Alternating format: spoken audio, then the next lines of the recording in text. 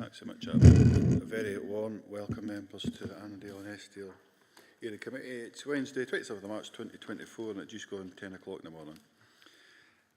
So we've, sorry, I'm getting a bit mixed up in regards to. So, anyways, members, we're being live streamed and recorded. This recording will be made available on our council's website for public listening. Members may notice that when calling members to speak, I will refer to them formally and using their title example, Councillor Drybra, so that it is clear. So it is clear who are councillors and who, by the process of elimination, are officers. Remote participants, please follow the good practice guidance, which includes the muting of microphones, switching off your video when you are not addressing the meeting. Right, and speak in the Teams chat function when you want to contribute. If you're in the hall, you can also do this on your iPhone or iPad, or even by lifting your hand, catching my eye. Please do not repeat contributions already made by other members. No material should be posted in the chat function if it is intended as part of the discussion. The usual standing orders apply, including that any votes will be undertaken by roll call. If any members have to leave the meeting, please either leave the Teams meeting for the period of time or write leave in the Teams chat function and then join when you rejoin the meeting so we can keep track on whether the meeting is correct. All members should speak clearly and directly into the microphone when making contributions, and when referring to reports, please provide a reference to the relevant page and paragraph to allow everyone to follow. Please focus contributions on areas where clarification is required or to propose an alternative recommendation. Just before I go to the sediment apologies, I'd just like to welcome, we've got, from what I can see, we've got Caitlin in the room along with Naomi, that's correct, isn't it?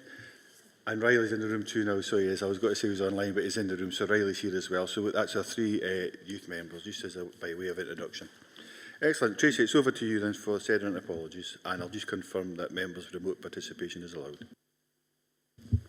Thanks, Chair. Good morning, everyone.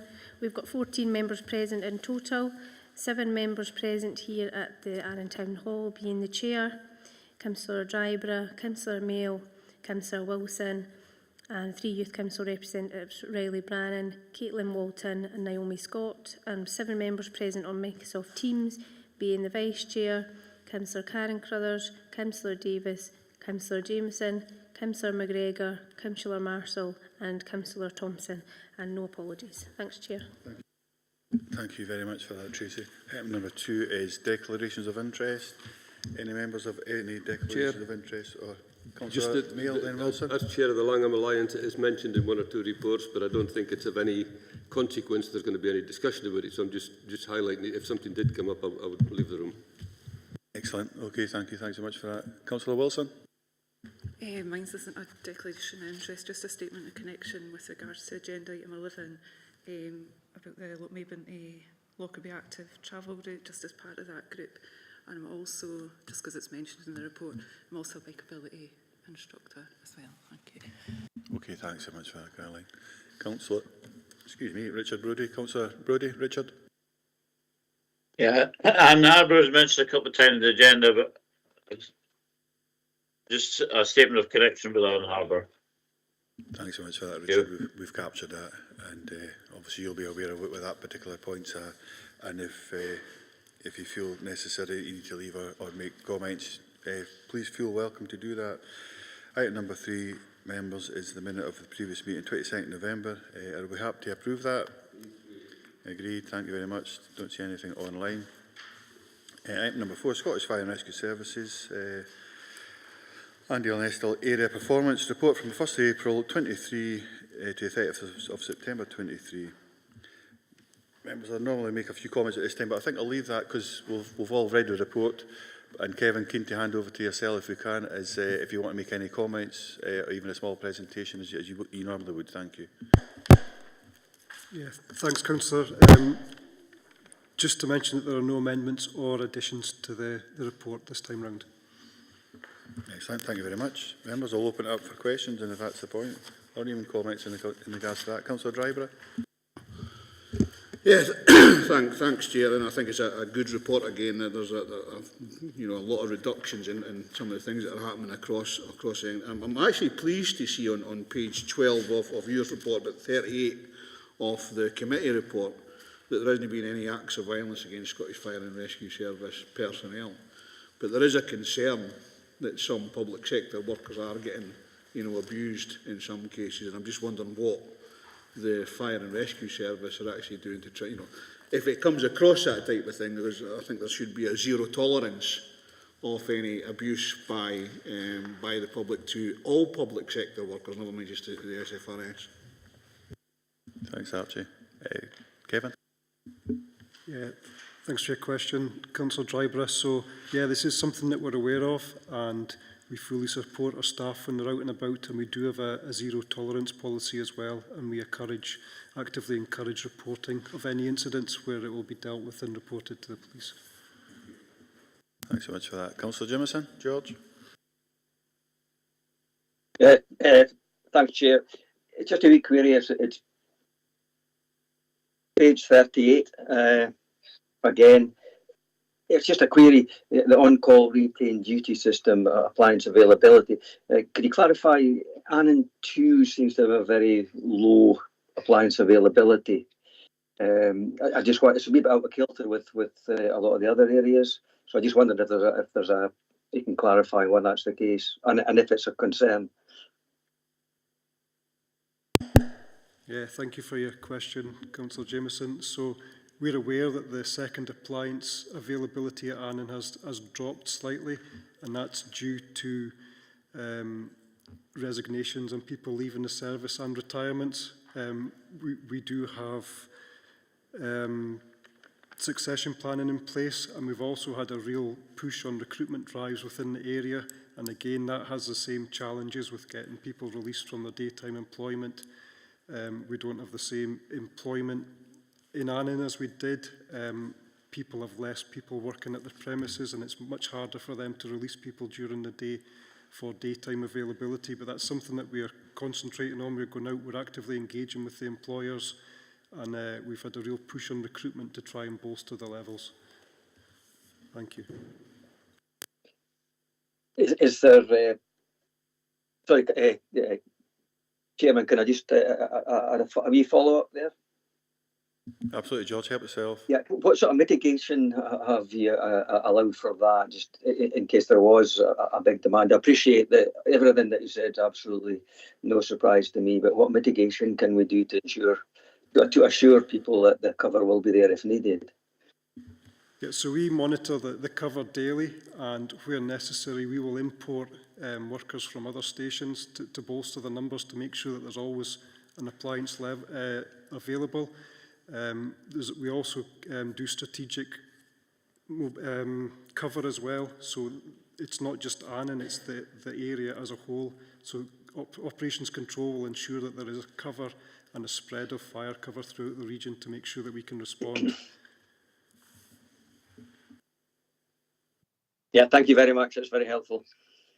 Thanks so much for that, Councillor Jimmerson. There's a comment in, do you see that, Abby and Tracy? Yeah. The comment is...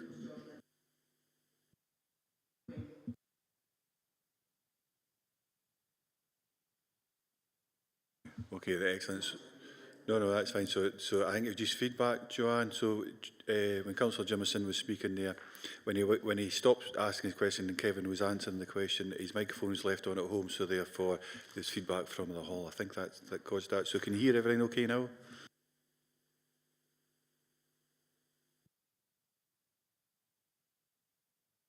Yeah, so Gail's picking up. Yes, thanks. So thanks very much for that. So we've got both Councillor McGregor and Joanne's picking up at yes, and also Councillor Davis too. No, excellent. That's cured. Thanks very much for that, Abby.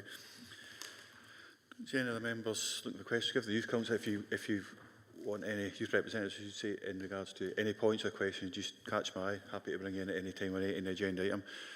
It's a wee bit tenuous, Kevin. So it's more of a recent incident, and it's not aimed specifically at Scottish Fire and Rescue. It's across all the partnerships. So whether it's local authority, point ourselves first, whether it was even NHS for that matter, or whether it's the Councillors Roads Authority even, whether it's Scottish Fire and Rescue, whether it was the police, and how they communicate and talk to each other, how that message is then passed across to the wider public and elected members locally as well. So just not so long since there was a fire on the High Street in Annan, just at the bottom side of the corner house area there, and that was on the Saturday night, early evening time. So that carried right on through the Saturday. The High Street was closed down. Everyone had a great job. So everyone was brought into order. There was no criticism there whatsoever. But see, from elected members' point of view thereafter, so I'm squaring this up with everybody, that I'm look to get some kind of report coming back to the committee in the future.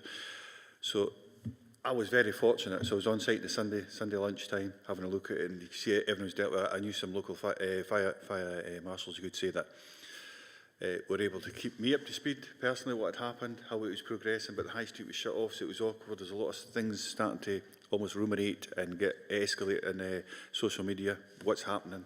And it was that line of communication, so from your perspective, and then unfortunately, which you're probably involved in as well, on the early hours of the Monday morning, so that was a Saturday night leading to Sunday, early hours of Monday morning, there was a crash on the A75, High Street in Annan was closed, there was diversion, and it threw all the traffic with the 75 right through it, and because the High Street was such, so it became really awkward and difficult. And what I found extremely difficult across all agencies, so it's no pointing at fire and rescue in particular, by any means, but try to get that line of communications back to locally elected members so they could then communicate it to the constituents who are trying to get in touch with them. So it's kind of long-winded that, Kevin, and feel it to answer it any way in which you feel. But that was a recent incident. I know it's away from the papers what you're here to speak on today, but if you had any comments at all in regards to how your communications work in regards to the Scottish Fire and Rescue, how that comes back to you. In particular, I'm thinking locally elected members. Thanks very much. Yeah, thanks for your question. Certainly as the incident's ongoing, and after the incident there are multi-agency meetings with all sectors involved. Big incidents like that as well, we would look for a media release to go out that would involve police and all the agencies involved. But going forward, yeah, it's something that we can investigate to further disseminate the information to yourself as well. No, thanks so much, Kevin. I mean, that's a fair enough answer for me, and it's not being pointed at Scottish Fire and Rescue by any means. It feels very much for me, the issue for the local elected members sits with Dumfries and Galloway Council in particular, and how they communicate that and how they work with it through the multi-agency system that's in place. So members, no, thanks very much for that. It's just something I'd like to, and it's probably putting on your radar, so if you do get asked questions, a wider range, it is very generic in real terms, but just try to say, is it fit for purpose? It's probably the council side that is the weakness, I'm thinking, in the short term, but we'll see how that comes out. We'd like to see a report coming back to the committee. Members, I don't see MD online at all. There's nobody doing it. Oh, Councillor Mail, Dennis? I think it's the finish, Chair. I think we should say how grateful we are and thankful for the dedication we have from our fire officers. When you look at the report of the turnouts, again, it is fantastic. And I think we should be sending the message down the line that we're delighted with what they're doing and thank them very much for keeping us safe. No, I totally agree with that, and we always try and send that message when they come and report. I think we see, I mean, it's really good because we're happy to see, just about every meeting we see Scottish Fire and Rescue, it feels like at the moment, and it's always good reports coming forward. Excellent. No, thanks very much. So we'll put that on record in Tracy as part of the minute, please. Thanks very much, both, for coming. Thanks very much. Cheers. Yep, I think we do. I think it's as a given. We're being asked to which we've actually done, scrutinise the performance of Annandale Eskdale from the Scottish Fire and Rescue Service for a period as outlined there as per the appendices. Thanks very much. Segment number 5. Oh, Councillor Thompson, Stephen, is it on the same subject matter? Yeah, it was just to wrap up the comment you made at the end there, Chair, because I think there's maybe a mic on. It's not within the room, it must be. Yeah, so it was just about the recommendations. Obviously, we've considered, but just in terms of what you'd said there about that communication and the fact that it could be something we need to pick up in the council, could that be formally captured in some way, either as an action or as a recommendation, for example, that goes back to the centre, as it were, just so we can track it? Thank you. We could do so. My suggestion would be, I'm looking to bring that forward as a formal report, but I mean, we could do that right now if we wanted to. But it wasn't just about Scottish Fire and Rescue Services by any means. It was about the communication across the multi-agencies and the partnership working that the council's part of So I always look to bring that in a formal report, Stephen, if that covers that particular point. Back to the area committee, like we spoke about, there'll be an update. I was going to actually bring that up in any other business as an update, because we've got update in regards to the different items that the committee asked for 2 meetings ago. Thanks, Chair. It was just, yes, it was just in terms of minutes, and that anybody else looking at the minute would know, yep, we've agreed to do that, and that's what the area committee will do, and it's just there in black and white. Thank you, Chair. Thanks very much. So we've got it as an action.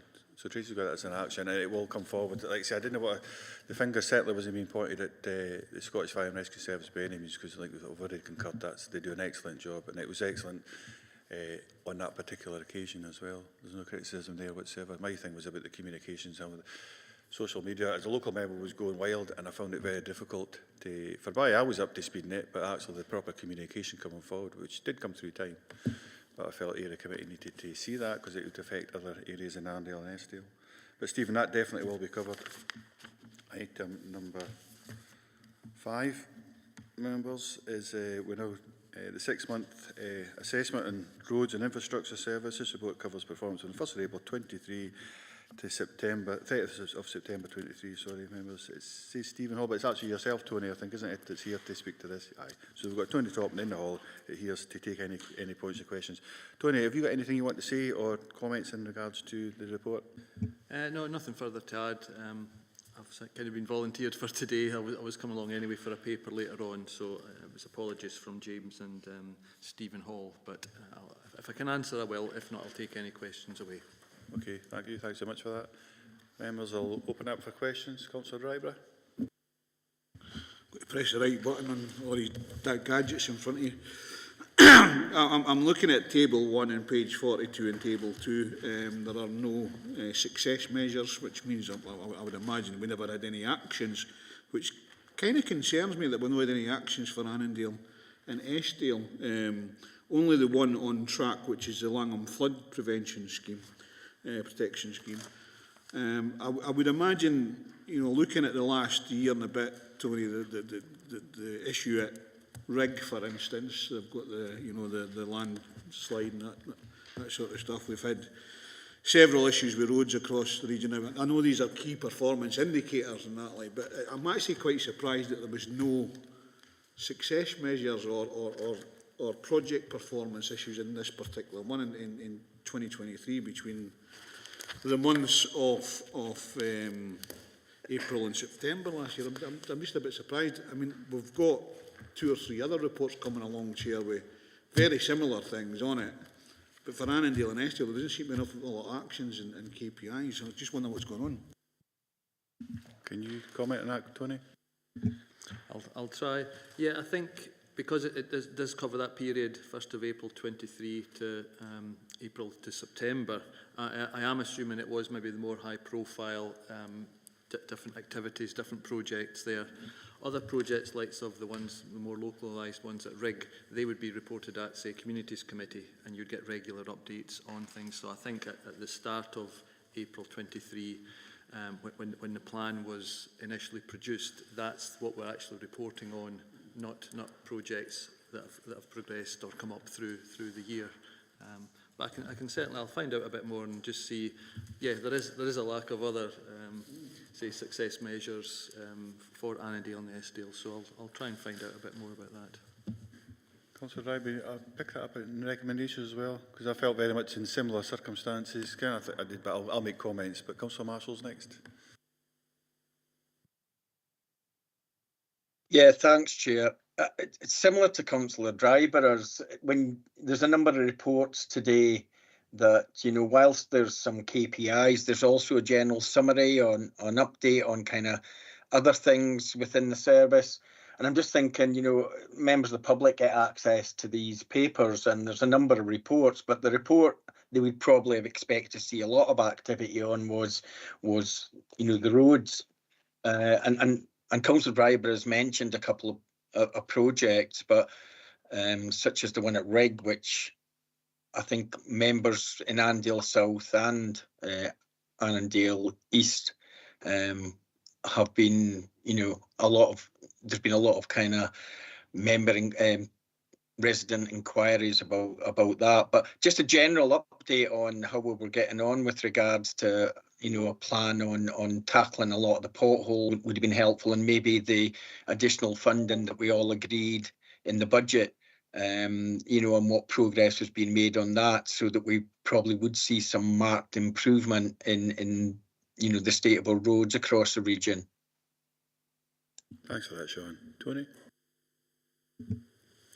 Yeah, I fully appreciate the comments there, and I think, yeah, we do try and provide all the necessary updates at Communities Committee, but I do appreciate that local communities through the area committees would probably like to see as well what specifically is going on in these areas. So that's something I'll take back to the head of service after today. Thanks very much. And I think, again, Sean, we'll cover that in the recommendations, so we're specific and we see there's a paper trail, so to speak. Councillor Jameson? George? Yeah, thanks, Chair. And I'm following up on Sean's comment, but I've got a wee bit more direct. You know, I go to the local community councils, and we have, apart from the Annandale and Eskdale, which are reasonably big communities, I get a lot of continuous complaints basically about the state of rural roads, and I've put an EMES in about the dangerous issues with deep potholes on more rural roads, which may not have the traffic, but they're seriously dangerous. As Councillor Marshall said, there's quite a significant amount of money set aside, and I know it's a mammoth job, so I'm not underestimating the challenge, but I think we need to try and explain to the public, because councillors speak to the public and they definitely speak to us. I think we need something that gives them some hope that improvement is happening, and there's a plan going ahead that it will be mitigated at the very least. You know, we all make jokes at our group meetings, etc., and the top of our list is potholes. We're almost skipping past that because it's a given, but I think we as members need to have something that we can tell our constituents, that not just that we've invested a lot of money in it, but we need to have some kind of indication that we can give them that the money that's being invested is being utilised, and we have made progress. As I say, I don't underestimate the problem, but it's something that we need to communicate better with the public. Thanks so much for that, George. Councillor Drivers want to come in on the same point, I think. Archie? Thanks you for letting me come in, and it's actually, it is on the same point. I mean, the additional funding comes in on the 1st of April this year for all the improvements that are in place. Stephen Hall did a presentation last week to APSI, and I've had my first say about APSI this meeting, so I think it was actually quite a good presentation, and if that presentation was available to all members in Annandale and Eskdale, or even the 43 members actually, it gives them a better idea where the roads service actually is with regards to the extra funding. So that would be useful to send out.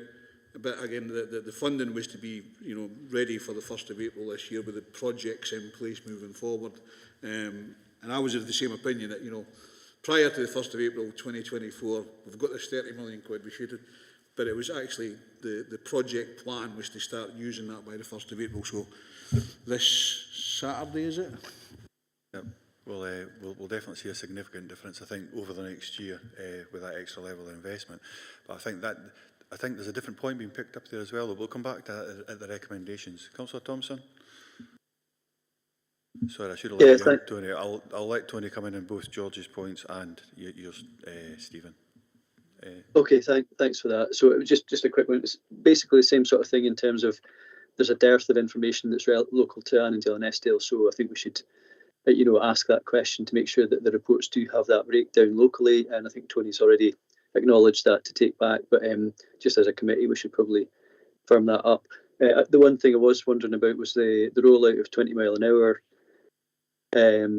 limits or areas across Annandale and Eskdale, because I appreciate there's work ongoing with that, but I think there's probably a few members in the community and otherwise that sort of thought it might have happened a wee bit quicker, so it's just to get an understanding of that in terms of schools and towns in Annandale and Eskdale that are on the list, as it were.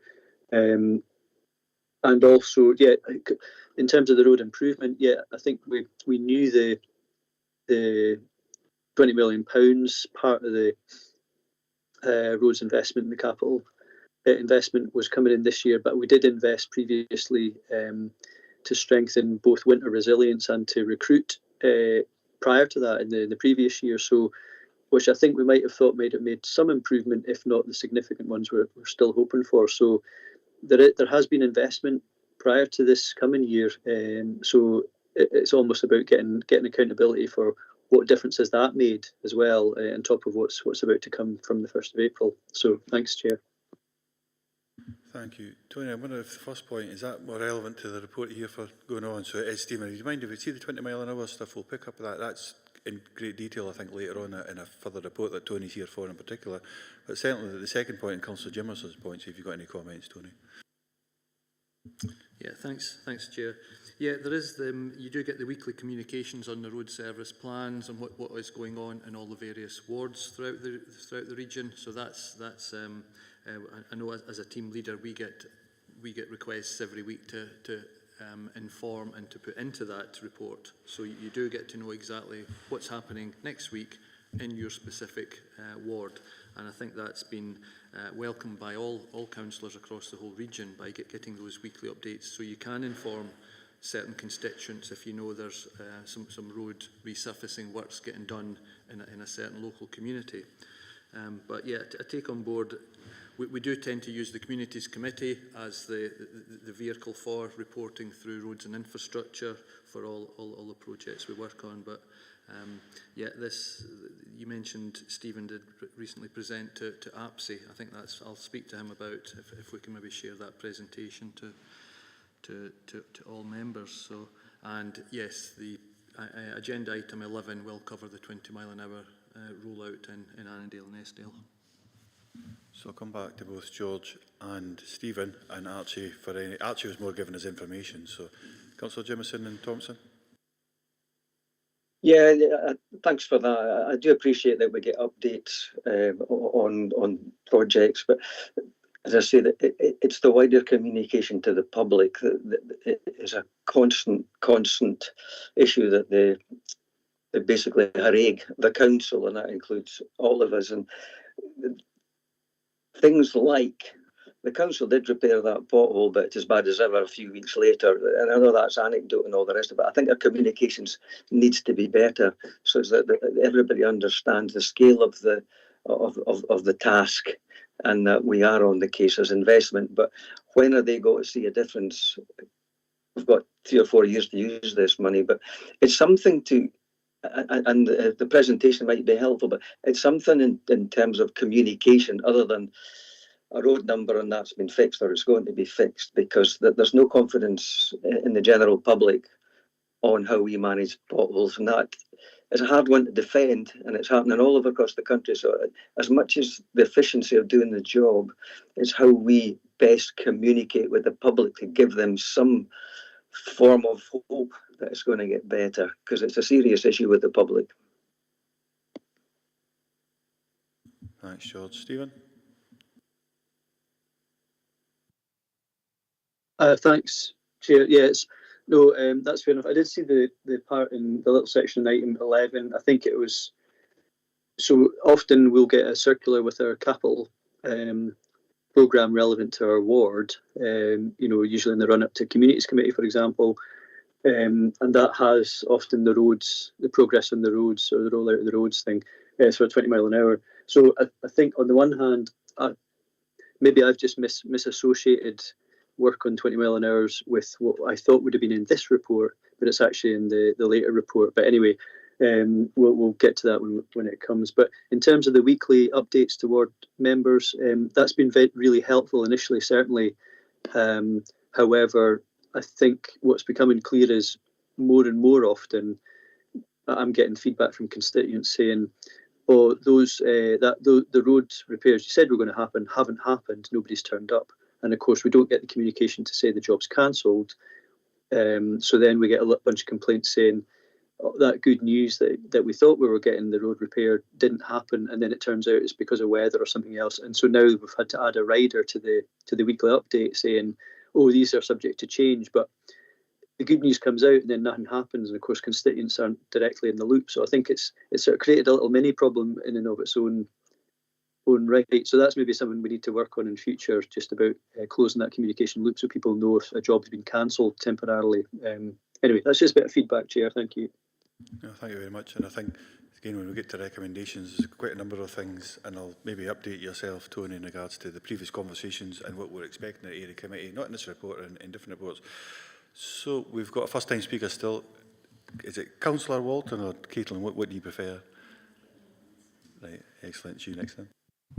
It was just when talking about speaking to constituents and things about the additional funding for the potholes, has there been like any communication at all? Like, are they aware that obviously you are trying to solve the issue? Has there been anything, or is it just kind of the council know and the constituents don't? No, so Tony, I mean, I'll let Tony first, but I mean, all members could answer in regards to there's been a high level of communication. But Tony? Well, in the first instance, if a member of the public does say report a pothole on the council website, there's a specific area you can go in and you can say there's a pothole outside of my house and I want to report it. You will get then an email notification back with a description of what's going to happen. An inspector will come and have a look at it, assess it, and take appropriate action to have it fixed, because they categorise them in terms of priority, the size of the pothole, etc. So, but with regards to the overall, there's been a lot of publicity recently in the press and media about the additional funding the council is receiving to try and fix our roads over the next 5 years. During the last year, there has been a lot of recruitment. We've had new roads operatives. There's been a bit better winter maintenance programme in place. We've got new technology for how our road inspectors record and register defects for repairs. So there is a lot going on, and yes, it is something that we're always trying to improve on, the whole relationship with the public, with members, and try and be as open and transparent and let you know. If there's specifics that you need to know, you can contact the council and it'll get to the relevant team leader for a response. But as I mentioned, Communities Committee, if you have a look at that, there's regular updates every couple of months, exactly what the council's spending the roads and infrastructure budget on, resurfacing, surface dressing works, looking after all our bridges and structures. We've got a vast amount of assets that we have to look after across our region. You see, not just the roads, verges, street lights, gullies, everything. So it's a large task, and it needs well-resourced and well-funded. So, thanks, Tony. Caitlin, I'll come back to you probably with a question, if that's okay, to yourself, but all any of you can answer. So what would be the best form of communication to yourselves from the council, do you think? I suppose, because we could talk about it's in the press, it's on the council website, but actually for yourselves, how would it best address your actual problem? Sorry, are you talking about young people? Yeah. I'd definitely say bringing stuff into schools, that's probably the main form of communication. Just even mentioning, because obviously you get it from your parents' carers or whatever, all the potholes are really bad. So by maybe mentioning it in schools and things like that, it would be a great way to young people to come home and say, well, we learned about this, or we've talked about this and there is plans in place. Just getting it across to everyone and not just the older adults, if that makes sense. Naomi? Yep. Yeah, I think with the young people of actually getting it to us, social media is a big thing. So I would say maybe go on to social media and say, right, there's a plan in place, just like Caitlin said. I would also say the schools. This means that the young folk know where to go to as well, because most of them don't know that there's even a reporting thing on the councillor's website. So I think it needs better advertised within social media platforms in schools. And would any particular type, would that be Facebook, Twitter, what would that be? I would say Facebook, Twitter, Instagram. I would also say try and get like a council Snapchat that they can follow, and maybe even a TikTok, and then that means you've widely got all of them. So yeah. Thank you. Are you okay, Riley? Are you want to make any comments? Are you okay? No? Excellent. Just give you the chance. So we've still got a first-time speaker, which is Councillor Wilson, and then it's Councillor Marshall, then it'll be yourself, Archie. Caroline? Oh, would you not? Let's come. Oh, sorry, just it was coming. No, so, anyways, Councillor Marshall and Sean, then Archie. Okay, thanks for allowing me back in again, Chair. And it's really just following on from the discussion. I think Councillor Thompson and has kind of touched on some of it. When we done the roads review a couple of years ago, one of the things we said was we wanted like a weekly report, and that has helped. I think a lot of frustration with people that take the time to actually report the potholes, and councillors as well. A lot of our EMESs on specific stretches of road, etc. We raise that, and the closed out response to that is, yeah, we'll put that on the list or that'll get fixed. I think what would be better, more proactive, and I don't know how much time it would take, but when we come to recommendations, is that the EMES should be closed out when there's a specific day or it's been done, or the response back to the public should be that has now been attended to. At the moment, I think what we get is that, yeah, it's on the programme and we'll get to it through time. So I think there is a need for improvement. I also noticed as well that recently there's a Facebook page that's came up, Dumfries and Galloway potholes. I think the council, as some of the younger members have suggested, we should be really kind of active and maybe proactive on social media and have our own page with the potholes and which ones are being fixed and ones that are reported. Just before I came into this meeting again, and you'll know this, Chair, because you live in Creeka, but I've reported again, I don't think there's any safe way out of Creeka. I've reported the U203, the U199, the C43, the C44, again, because none of the roads round about the Chapel Cross area, you can't really avoid potholes. They're right across that stretch, and I've probably raised the same issue about 2 or 3 times. And I still don't know when those are going to be attended to. So maybe when we come to the recommendations, it's about the council being given more detail, and I don't know what resource that would take, but certainly I think it would resonate not only with the councillors but also with the general public. Thanks, Sean. And one of what's come up with recently, just to add to what Councillor Marshall's saying there, is the Scottish Water undertaking some work on the Chapel Cross here. Has been a diversion route put on. You're probably aware of that one. And the road that's been identified as the diversionary route, because it'll be a road closure, I mean, it's about 2.2 metres wide, and you hardly get a tractor up and down it. And that's heavily trafficked with Arctics, that road as it stands. So it would never work. That's been brought up. But it's been local members of the public in that area have raised that concern directly with the council. But just to make sure that's being listened to as well. So, Councillor Driver, then we'll go to recommendations, Archie. Yeah, thanks, Chair. I think, for information, we could use social media, but we don't do our business on social media, all right? And there are some social media platforms that the council won't be allowed to use because of security risks. So, there are issues, but, the more information we can get out, people are more aware of things like that. So for young people through the education portal and things like that, maybe an appropriate route. Chair, it's coming into the third recommendation, consider any aspects of performance and future opportunities. As I said, I was away last week to the Highway Street Maintenance and Street Lighting and Winter Maintenance APSI Roadshow last month, and the Scottish Roads Commissioner was there. And as from the 1st of April, the Scottish Roads Commissioner's got some new powers. And one of those powers is, over the last number of years, we've been looking at reinstatements of utilities. And there's been an increase of a standard that's good over those number of years, from 44% to 90%, because we've been watching the utilities reinstatements.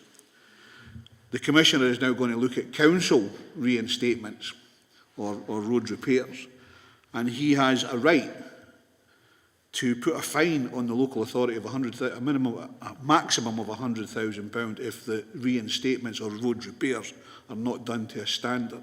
I'm not saying he's going to do that, and obviously there's issues with regards budgets and things like that for our roads, but it was really interesting to see what was actually happening across Scotland, not just in Dumfries and Galloway, but it's making people aware that when we consider the aspect of performance in road repairs, that the Scottish Roads Commissioner is going to have that new power coming in for Saturday. 1st of April, I thought, wait a minute, what day is that again?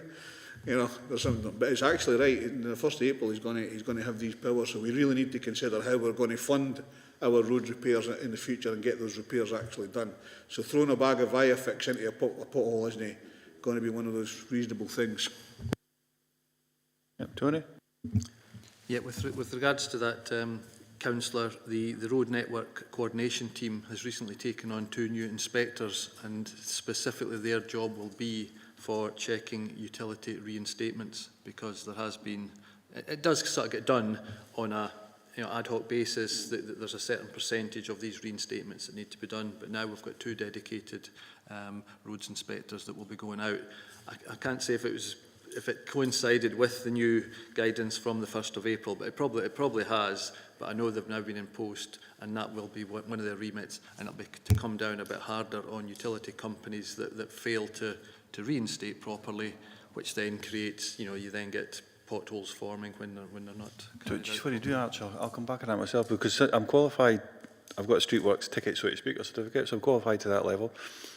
And I brought this subject matter about 12 years ago with Mr. Speedy at the time, which we're all aware where that is. And because of what I'd picked up in particular, because utility companies, or utility reinstatements, not just utilities, but that type of reinstatement was a much higher quality than what the council was actually adhering to. And you've kind of touched on now. I'll tell you that through experience, and that's a guarantee.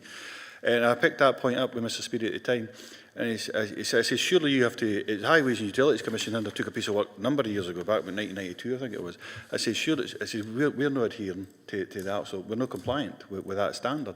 He said, but we don't have to, because we're the Roads Authority. And so this is actually addressing that problem, I would say. So I would have thought Archie's point was in particular about Mayor, because I do think that you do get a lot of sinkage. There's no two ways of getting away from that, but Archie said it's went from 40% failure rate to 90% or success rate to over 90% success rate. So that says, I would say that's a fairly high success rate for the utility sector, but it's, for me, you've got to keep an eye on them still, but the council need to make sure that they're compliant with that level of standard, and how do we address it? And Archie's picked up absolutely. That will cost more money, because they will have to, it takes, rather than filling a pothole in half an hour, it will take considerably longer to address that, get rid of the water ingress, make sure that it's jointed correctly, and so on and so forth. So, sorry Archie, it was that particular point, because I'd picked it up over a decade ago. I think for me, obviously, this has been over a number of years, as you say, and utility reinstatements were 44% standard, a standard that was acceptable 10 years ago. It's now up to 9%, because we as Roads Authority have been looking at those standards, and we have to report them as well somewhere. But you're right, the Scottish Roads Commissioner is now looking at particularly Roads Authority's reinstatements, and that includes Transport Scotland as well, and Bear and all that sort of stuff. Because we've been looking at our utilities, maybe something we haven't been looking at ourselves. That's exactly what's been happening. That was my point over a decade ago. Or maybe at the point, I mean, under stress, under pressure, a lot more of that type of work to do. But I mean, I'm welcoming the fact that it's coming forward, actually, because I think it will see improvements, but it'll have a detriment in regards to the amount we'll actually cover with the same amount of money. It will have an effect, but they'll last for longer, which is a big complaint. Councillor Mail, Dennis, I think you're wanting. Yeah, I think most of it's been covered, Chair. It was to do with road repairs that within 6 months, 9 months, especially even in communities, are out again. And in some cases, in an even worse situation. I mean, most of the complaints I've had in the last 2 or 3 months are about things that have been repaired 6 months ago, 9 months ago, and are out and are causing even more problems. So, I mean, again, it's double work. And obviously, okay, we've increased the budget, but after this winter, there's going to be an awful lot more damage, and a lot of it will be because some of the reinstatements haven't worked. There was one other thing I wanted to touch on. That was the Langham flood scheme. Yes, that's been stopped, but we're now putting in place the scheme with the people in that. Will there be a discussion with the Community Council and in the community about how that resilience scheme is going to work? So people are brought up to speed and understand it. Because, I mean, we do have the other part of that, which is Caroline Street, which is sinking fast, and Archie and I have been working on that. There was a meeting 2 weeks ago where we had officers out, and it's a massive project. I mean, the road, half the road is dropping, the fence is dropping over, the river sits the other side. Every time there's a big flood, it gets worse. And there's going to be serious work having to be done there, like closing it off, making it a one-way street, stopping heavy vehicles running along it. And the cost of reinstatement, I think, will be in the millions. So, I mean, there's a big job there, but we need the community to be kept fully informed of what's happening and how the resilience scheme now will work as we go forward. Tony, thank you. Yeah, I think I'll have to defer that one to the flood protection scheme. I'm sure they've got a plan in place when they decided that they obviously couldn't receive the funding from the Scottish Government, and they moved to a property flood resilience scheme. And I'm sure consultation and engagement with the local community will be high on the agenda for that. So I'll ask them if they can provide a response to that.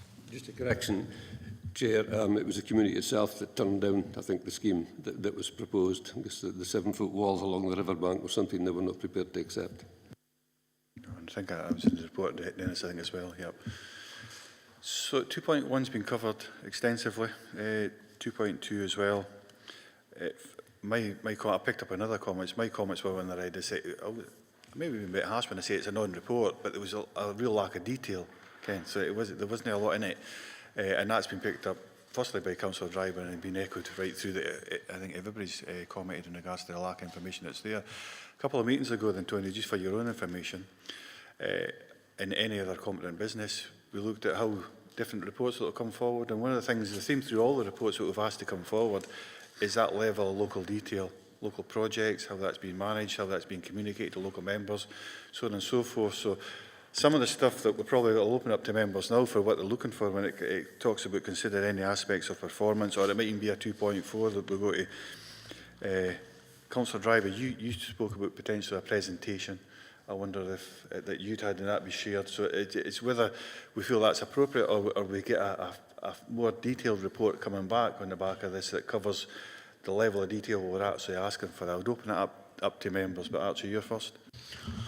Yes, thanks, Sharon. I think obviously they've known they're going to get this budget for a year now, and they've been putting things in place to bring a project forward with the extra £20 million over the 4 years that's left of the, or 3 years that are left of this particular term.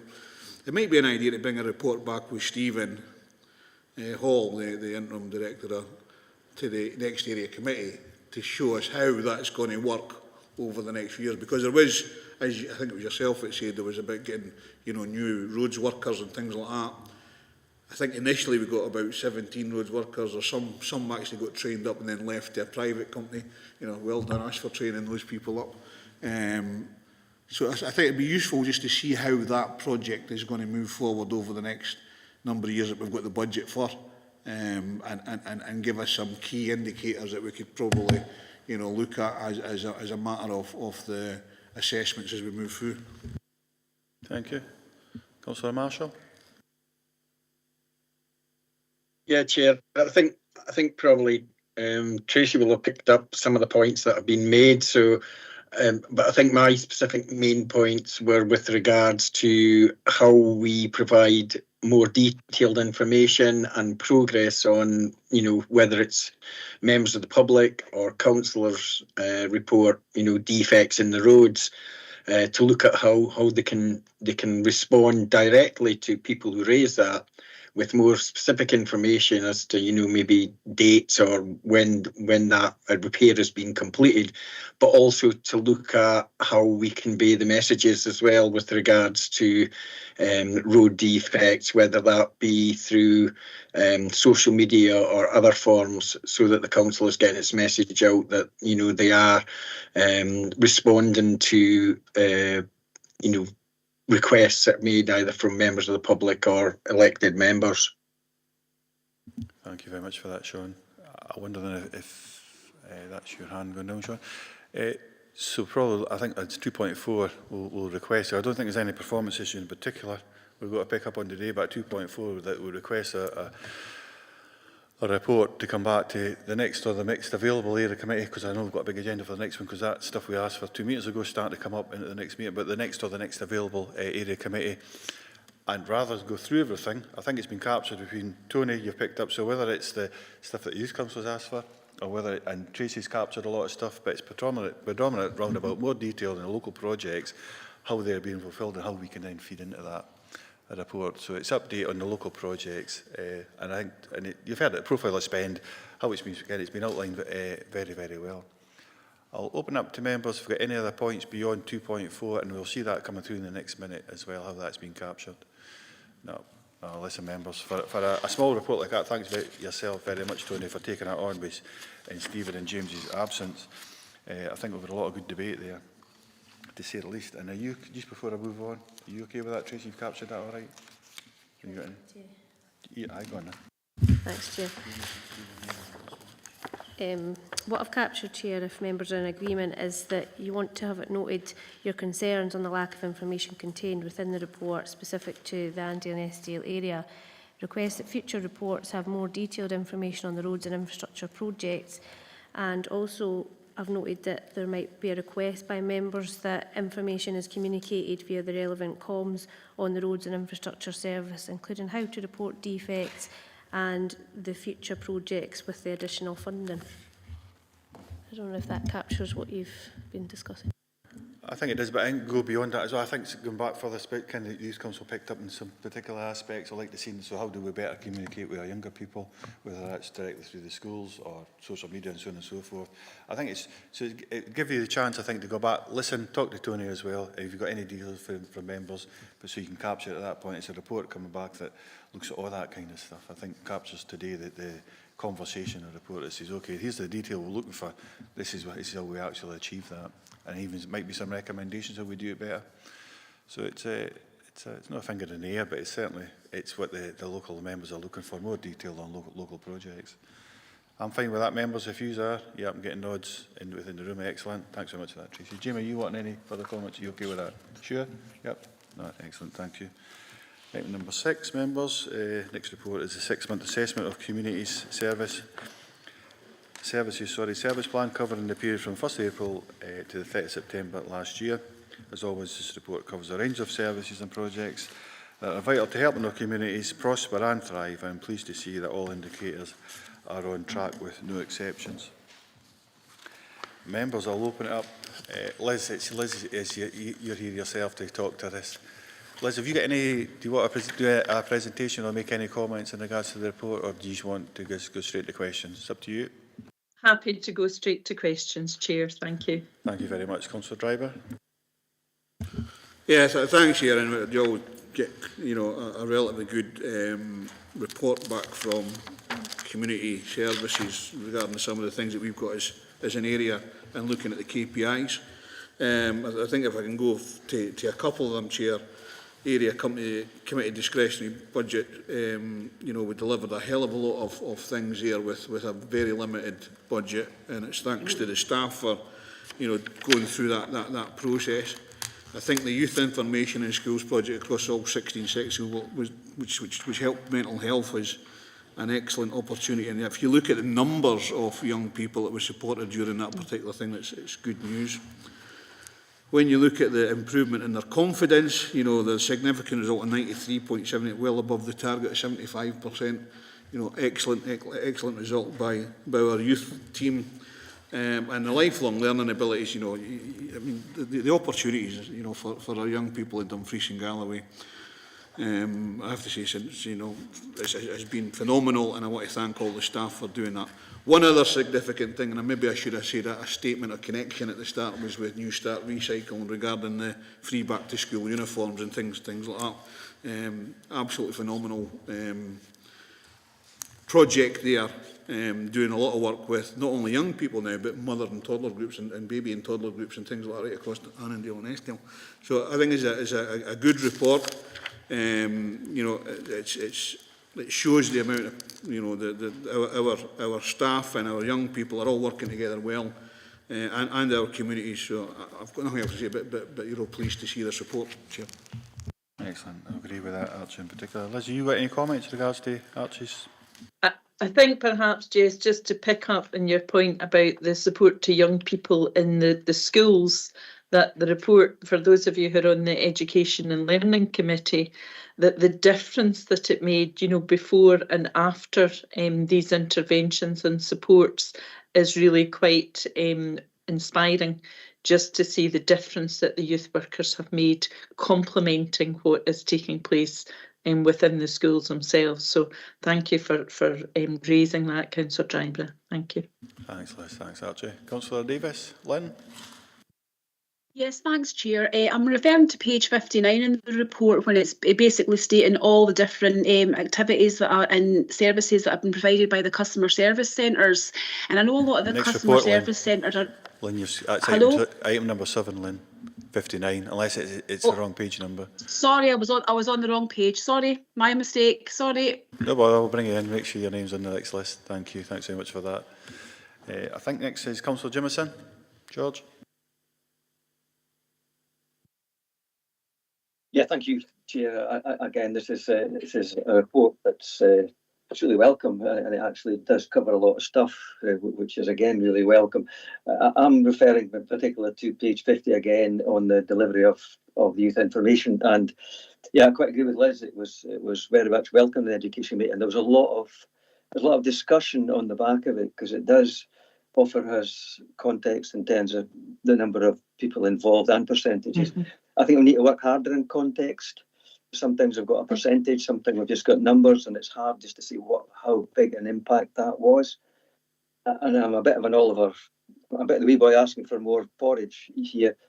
We have got just a paragraph here, and the Education Committee studied this at some length, and we did look at outcomes. We also looked at how we could build on that, as you will be aware, because this is low-level mental health, where it is vastly important. But at the Education Committee, we discussed about the higher levels and how this great work can be taken forward in conjunction with young people, with guidance teachers, etc., etc. The Division Galloway is a big area, and the reason for an area committee is, and you have done well here, you've got numbers against all the schools. And I know that Annan Academy are now developing something on the back of that. So that kind of information, I don't want you overburdened with administrative work, but what we've achieved with this and how we build on it would be really useful, particularly for this committee, for the area committee, because I know that, as I say, the Annan Academy head teachers briefed me on some of the stuff they want to build on that. So it's really important to build on it and to take the young folk with us and not tick a box here. Young folk have done great, let's put it back to the Education Committee. For the old folkies, let's build on that. But it's a really good report, and I'm just asking for more and the next step sort of thing. So thanks for the effort. It's excellent. So I don't want to damn you with faint praise, because it's really good work. Thank you. If I can, through you, Chair, one of the issues that you'll know in the area committee review that you've been looking at is the opportunity to do what I think has been termed deep dives into some subject matters. And I think this is a perfect example, as Councillor Jameson has said, where the area committee would maybe like to look in more detail at the impact that this work has had in your schools. Certainly the report which went to Education Committee has got it's got a case study from every school in it, so it's certainly worth looking at that. But that sort of idea of deep dives would really help you understand some of the impacts in your area, and certainly we'll bear that one in mind for that initiative later in the year. Thank you. Thank you very much. That's exactly the sort of thing we need to build on. Thank you. Thanks so much for that, George and Liz. So what I've got, Councillor Marshall, then Mail. I've got you on the list, Dennis. Sean? Yeah, thanks, Chair. Yeah, it was really just, it's a good report, and it was really just to pick out a couple of the report examples. I think the first one, the Summer of Play Roadshows, was very successful, and, I think the important thing about that was that, usually in the past there's been that frustration, it goes to the bigger communities, but this went and reached out right across the communities, across Annandale and Eskdale, both big and small. So well done to that, and I think that's something that's got to be continued this year.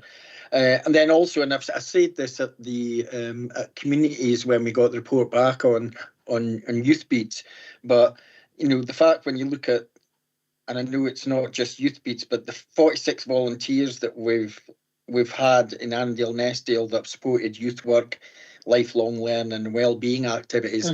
Vast majority of those are young people, you know, and I'm one of the kind of older councillors, longer serving councillors that can remember when Youth Beats first started. And I think it was really good to go along. We've seen how that's changed and improved. So basically it's went from a council run thing with the people in, you know, working youth work to actually being delivered by the young people right across Dumfries and Galloway. And that's what it should be. And I think the Labour group had the pleasure of going along to see the tune and look behind the scenes, all the work there and all the volunteers.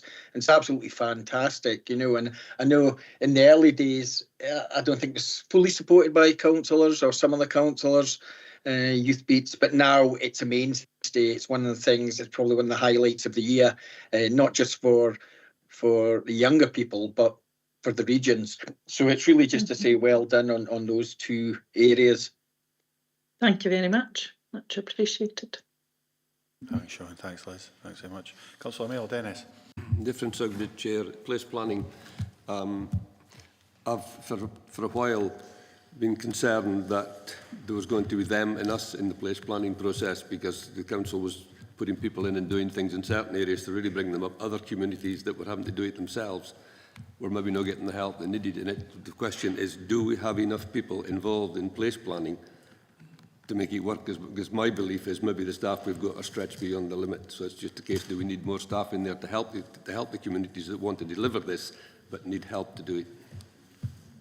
Thanks, Dennis. Liz, I mean, my understanding in regards to that, there's just been some funding allocated through the E&R committee recently to help with that, but Liz, maybe you can add.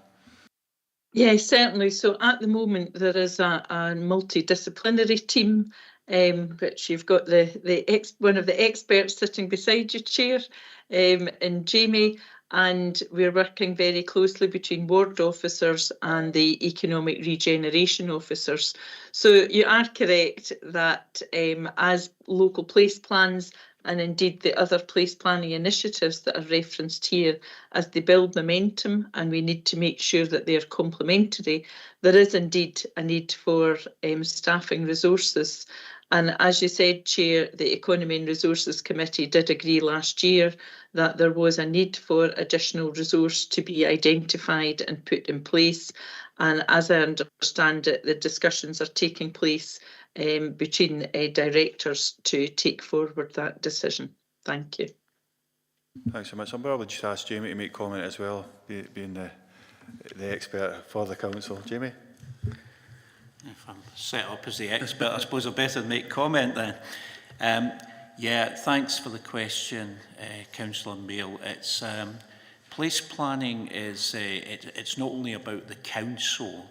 Some of the outcomes from local place plans are about health and well-being. They're about transport. They're about employability. A lot of that is, you know, connected with the council, obviously, but there's other partners play a huge part in that. So I think the challenge for us at the moment, as Liz was saying, we have multidisciplinary teams from the council really go out to work with local groups. And as you'll know, Councillor Mail, that includes the place officers from economic development, it's got the ward officers. We've also got planners go out as part of that team. So it's a kind of cross-service thing, but there's a real role to include our wider partners, our health improvement folk, our third sector colleagues. And we're trying to integrate all that. And that perhaps is where, you know, extra resource would be really welcome, just to bring that in. And I think that's what E&R committee was pushing towards, just that need to really maximise the amount of partner support and for folk to fully understand what place is about, because place is a very localised thing. As councillors here well know, all of our communities are different. There's no two the same, and the nuance is really important. And we try to work with communities individually according to their needs and their capacity. As you say, councillor, some communities will get on with it, and that's just the way of it. They've got high capacity, they're very capable. With a light touch, they will go on and develop their place plans, and we welcome that. But that's not saying we neglect those communities, but we welcome the fact that they have that high capacity. Others, if they're to fully engage, it's resource intensive at times. But thanks for the question. Thank you. Dennis?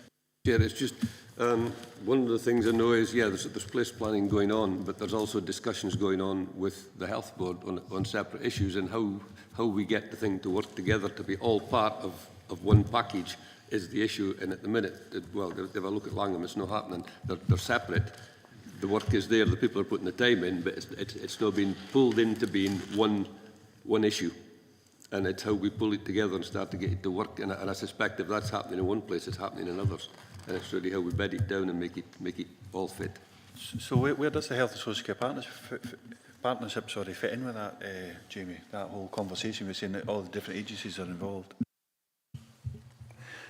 Okay, we have a grouping of officers and partners under the Police Planning Partnership, which our Health and Social Care Partners are part of that. But it's getting it understood fully through the community planning partners, so that it works almost as a single team and as a single unit. It's complex. We have there will be a kind of test of change in this, if you like, with a specific community under the locality planning arrangements that we're looking to put in place. Because the idea of this is that if a community comes up with a plan, and that plan is well engaged with the local community, then there's almost a transformation element there, rather than councils, as you're saying, doing things to local communities. The plan comes for the local community, and the role of the council and its partners is to be an enabling force towards that, so that we're not going in top down and leading. We're actually looking at what the community's needs and what the community's aspirations are, and trying to support those. But it's not without its challenges, because, as you know, there's a lot of different cultures go on within that, a lot of different ways of doing things. And as place planning partners, that's what we're trying to pull together. But a part of the resource that was discussed with the Economy and Resources Committee, the need for it was around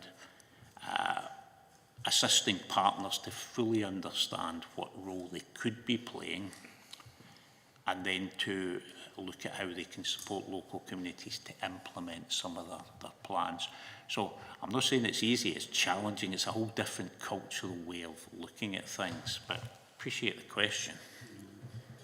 I mean, is there a way that some sort of guidelines could be produced? And I'm thinking for smaller communities in different parts of the region, where there is a set of guidelines through which, learning from maybe other communities that are further on, that they could then pick up the cudgels themselves.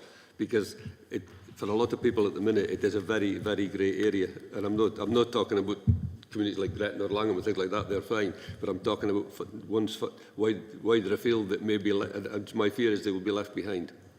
And it's about how we put in some sort of understanding or documentation that they can look at, maybe understanding from what other people are doing, to try to get the whole region to sort of come forward. Because I would hate to see communities left behind, and that's the fear I've got, that there will be. Jamie, can you pick up on that? Thank you. Yeah. Through you, Chair, yeah, the questions are really good. Thank you. When we kicked off with, when the Community Empowerment Act was put in place by Scottish Government, this was a worry throughout for the Council and others, that you might be empowering communities that are already fairly empowered, and no empowering communities that aren't empowered. So for community asset transfer, when we started off with community asset transfer, it was our more able communities that were picking up on community asset transfer and were coming up with plans for what, how buildings and pieces of land would be of benefit to them. And like you say, how does the learning happen in that? Because communities learn in different ways and folk learn in different ways. Some of them learn for the council, but not too many of them, to be honest. They tend to learn from each other. And I always remember in Closeburn, talking with a group in Closeburn that had created passive housing for their local community through a community asset transfer. I remember saying to one of the guys there, really like to start to network between communities so that communities can learn from each other. and this guy said to me, we do that already. And I thought, oh, I wasn't quite aware of that. So the communities themselves, there's a lot of learning for community asset transfer that goes on between communities, learning from each other and learning from each other's plans and basically pinching some of each other's plans, to be honest. And that's the important kind of learning, I think. We haven't got there yet with place because you know, the most developed plans for place are the borderlands place plans, purely because of the money that backs them up. But we now have 33 communities actively, you know, progressing local place plans, and that will come where, you know, we'll start to get that network happening. There's a lot of tools and materials, as you'll know, Councillor Mail, on the website to guide communities, and that's great for those that can plough through reams of materials to learn about it. But there's nothing like that live. We've done it, you know, we've been there, so can we learn from you? So that is one of the next steps that we're looking at. Okay with that, Dennis? Which Chair takes me back to how we got enough staff doing this to give the help that's needed.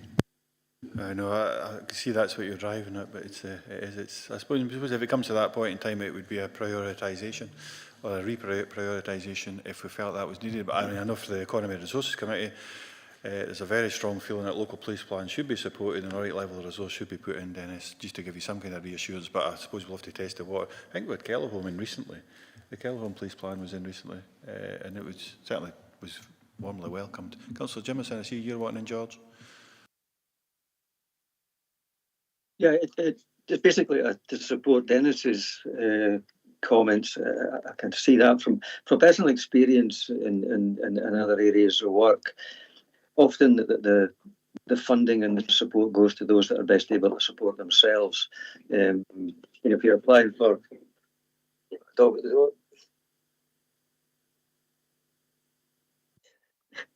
Sorry about that. Yeah, I think prioritisation might be something that could be looked at.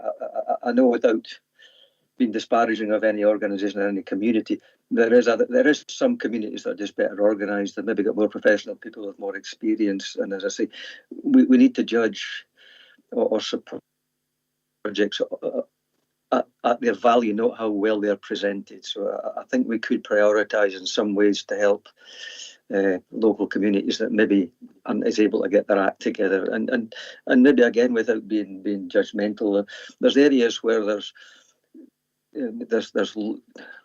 communities that have got a lower income and they've got less professional people. They're not maybe manual labour or whatever. I think we could be probably prioritising these communities because they may be the communities that are in most need of help to organise themselves, to get their opinions, but have somebody with more ability to present their opinions. And I know there's a lot of work going on already in that, especially from the ward officers, etc. But if we could look at the prioritisation of areas that might be less able to help themselves. Is that just a comment, George? Or you want somebody to come back on that? It's just a comment, and I think Dennis has made his feelings aware, and I'd like to support that. And I would like to make comment particularly about the need possibly for prioritisation of local communities that are not best placed to help themselves. It's about equity, isn't it? It's not about equality, it's equity. We want the same opportunities for everybody, but maybe getting those opportunities might be different to some areas. Like a small guy might need a step ladder and a big guy might not, but it's ways of finding ways to help those that can't help themselves. So I think we should mention definitely Dennis's comments, and I would support them, but maybe looking at the prioritisation of resources. Thank you very much. We'll come back to that 2.3 then, see if we can add it in there somehow in the recommendations. Your question for myself, Dennis, it stimulated the Murtham site, which is extra care housing in Langham, and thoughts around about that. I know the Health Social Care Partnership were heavily involved in that, and I know David Rowland and Viv Gratian are hungry to be involved in these type of early planning stages so they can get their input there. But no, I mean that's stimulated, but that's an RSL problem rather. So that'll come back. That will come back at Dennis's comment for those in line on that particular project. Now it's sitting stagnant at the moment. But no, but anyways, at 2.1 we've certainly covered. 2.2, just make sure youth councillors okay. Have you got any points you want to pick up? No, okay, we'll just make sure that's okay. 2.1 we've covered. 2.2, I think we've covered that as well. And 2.3, any aspects of performance to be referred to the relevant service committee. I wondered, Liz, what have you captured from today? What you think maybe should be referred back? Yeah, in terms of referring back to the Communities Committee, I think that's a particular mechanism if there's any of the performance measures that you want to change. So I think your comments about the prioritisation and making sure that we give support to all communities is certainly something that we would take on board, because as Jamie said, it's already part of our thinking, it's already part of the Place Planning Partnerships workload, but we certainly are hearing that that's been highlighted for us today. So although I don't think you need to make a specific recommendation, it's certainly something that we will be taking forward as part of this work. Thank you.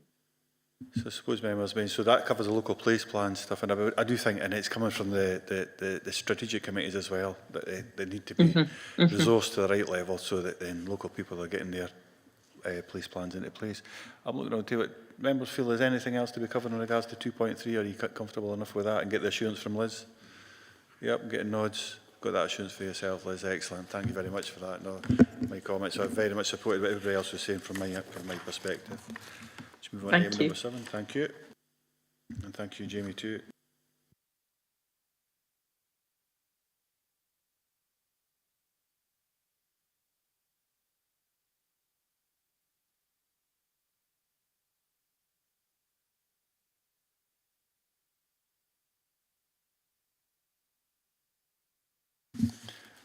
Moved the wrong piece of paper there, members. So item 7 on our agenda is the half-year report from April to September 23 assessment of neighbourhood services. Again, it's pleasing that all the indicators are on track and there are a few highlights detailed under the key achievements section. Ailsa Freeman's available in Teams to answer any questions. Ailsa, it's up to yourself. You can get a chance to do a small presentation or just take questions. It's up to you. Morning, Chair, morning, members. No, happy to take any questions. That nothing further to add to the report at the moment. Excellent, excellent. Thanks so much for that, Ailsa. Councillor Driver, Archie. Yes, thanks, Ian. It's encouraging to see the increase of usage in many of the customer service areas, such as swimming pools and things like that, and customer service teams, libraries. Libraries going up quite a lot, which is good. So I'm really pleased with this report, and you know, the book bug and story time sessions are actually fantastic for the younger children that we actually deal with in the area. And I just wanted to say that the Gretna as a one-to-one teaching location for Annan Academy was excellent for the 174 pupils that were there as well. So nothing to add, Chair, but looking at the indoor sport facilities and the uptake in the last year, obviously coming back from the end of the lockdown situation and things like that, you would expect to see an increase, but it's good to see that sort of 24.6% facilities increase. Good to see the amazing summer stuff, and the financial well-being and revenue stuff, is excellent as well. I don't think there's anything negative to add, Chair, but I think, do more of the same if you can. And I'll come back to whatever budget we get in the future. Well, thanks so much for those comments, Archie. Lynn, Councillor Davis, you did have your hand up. Sorry, I was one agenda item ahead earlier on. My mistake. It was on the customer service centres. I can obviously see from the very good report how busy the customer service centres have been throughout the region.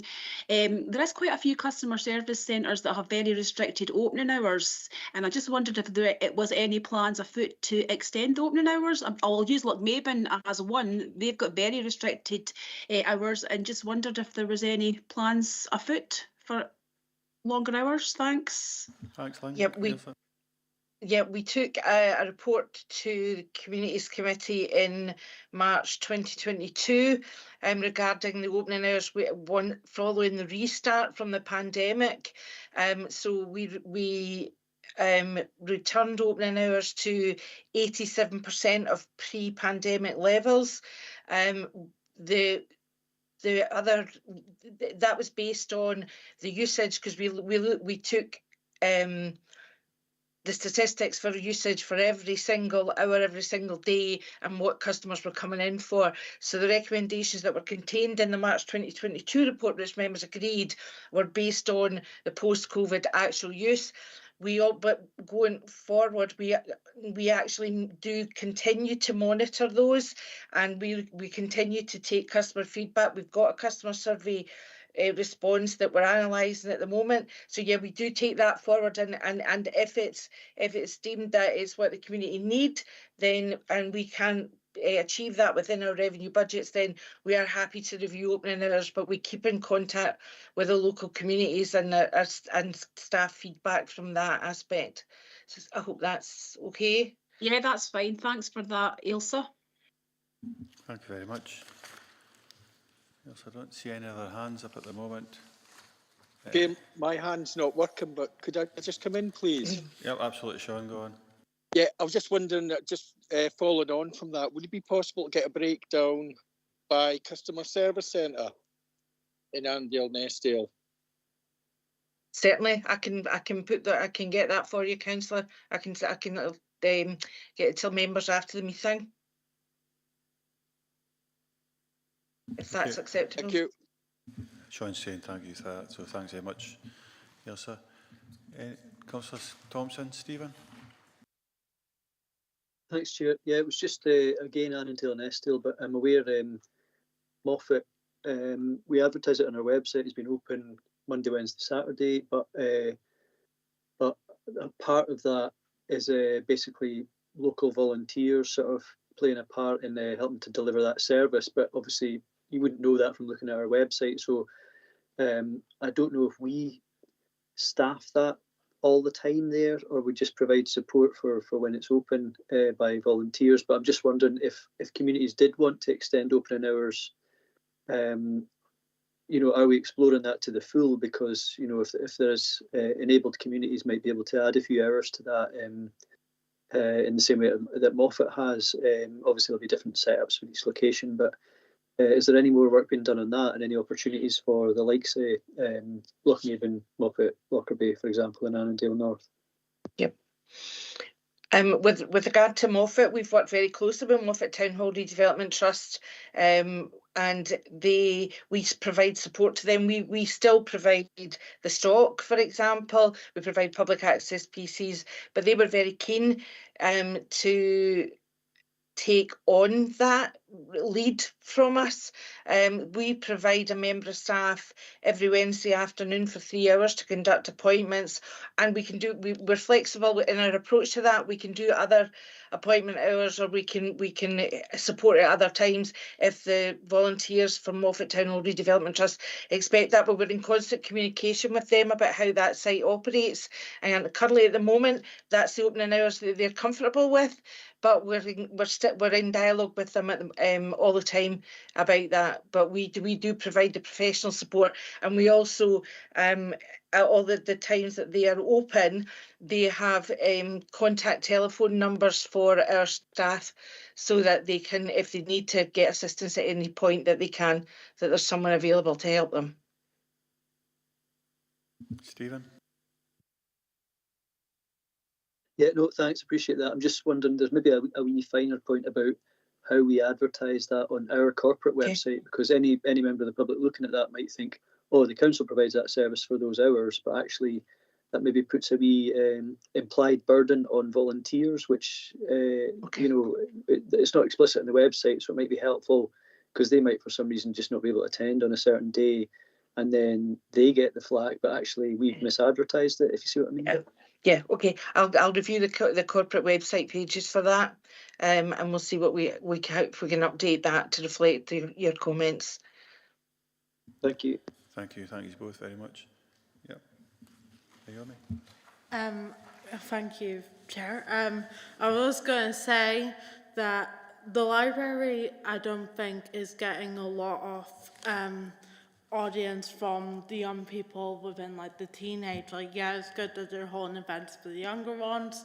Adults are more likely to use library, but I was going to ask, would there be anything, do you think, for libraries to access more for the young people, like more events or something, so they could come in?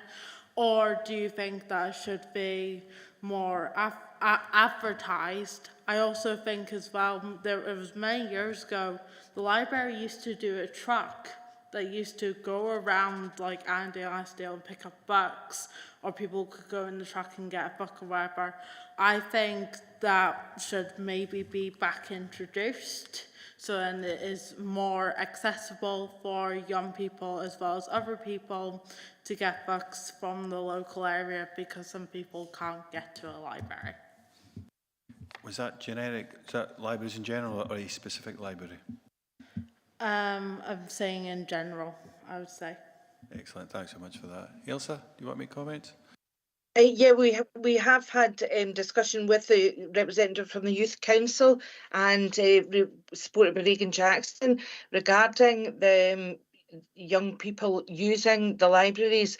It is an area, they're absolutely right, that it's a section, a demographic that we're somehow not connecting with, but we are working with the Youth Council to find a way to do that. We're trying to introduce more study spaces. We're upgrading citizen Wi-Fi in a lot of our sites, so that will help for the use of own devices to access and perhaps do study spaces. So there's a lot of things that we're looking at the moment as to how we can increase that. We do appreciate that's an area of weakness for us. With regard to the mobile library, that was changed to the community outreach service back in, I want to say 2018-19 was the, I think 2018-19 was when the mobile library service, it was actually not the most efficient or beneficial way to provide books directly into the community.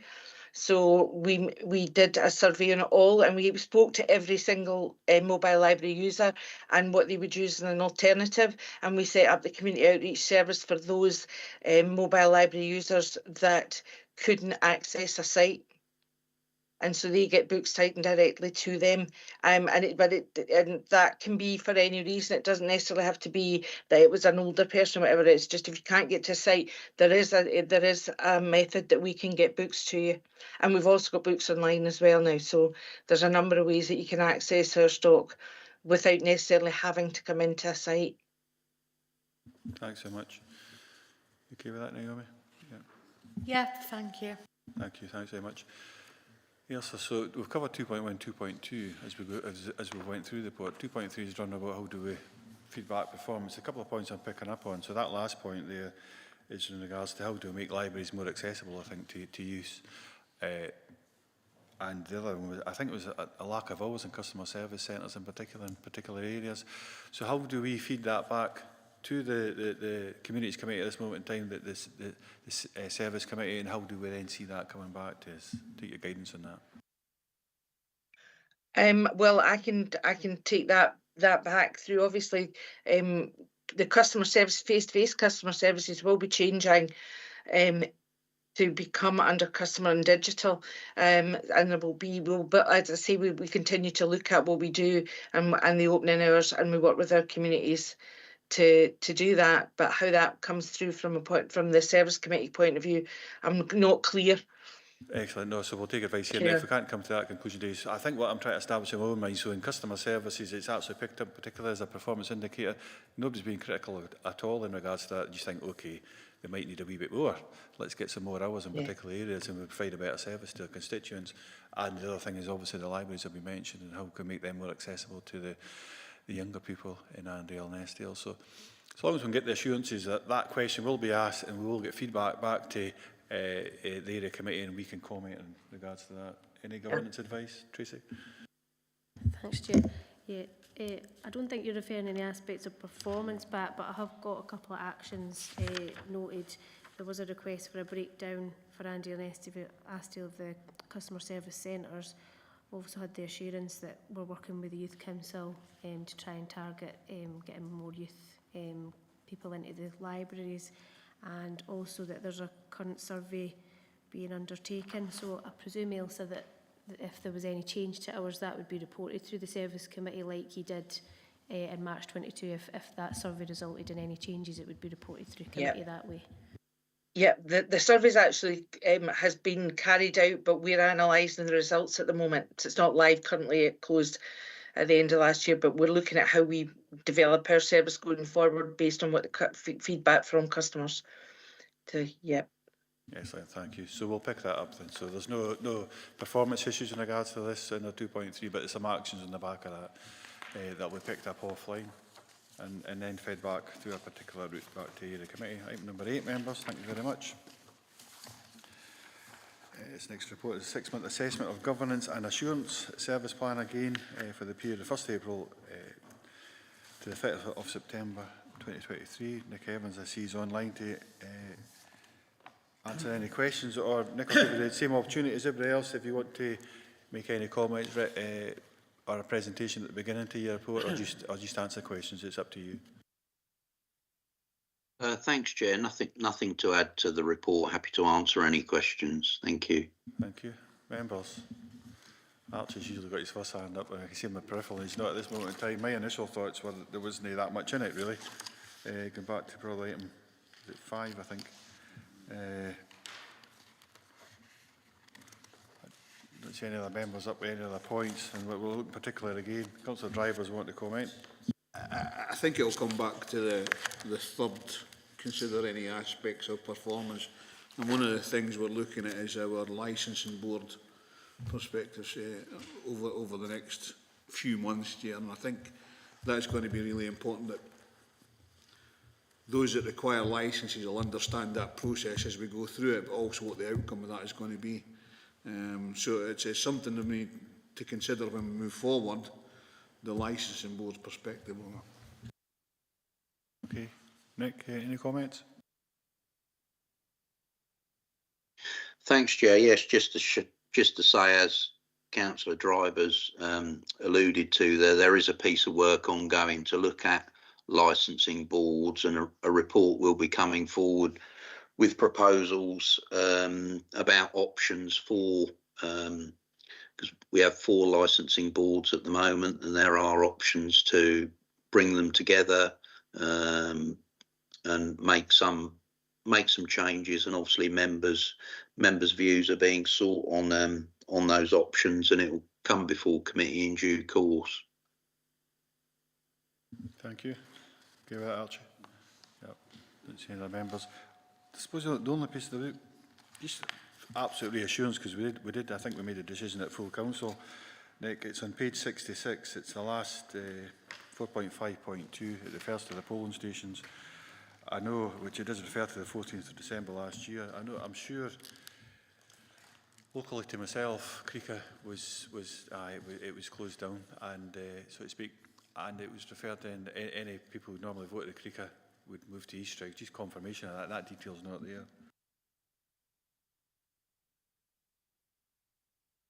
I can't confirm the specific detail there, Chair, but certainly I recall at the meeting that some changes were agreed, raised by yourself in relation to one particular station. I'm not sure whether that was Creeka or not, but I know that Mary has made the relevant changes that were agreed back at council in December.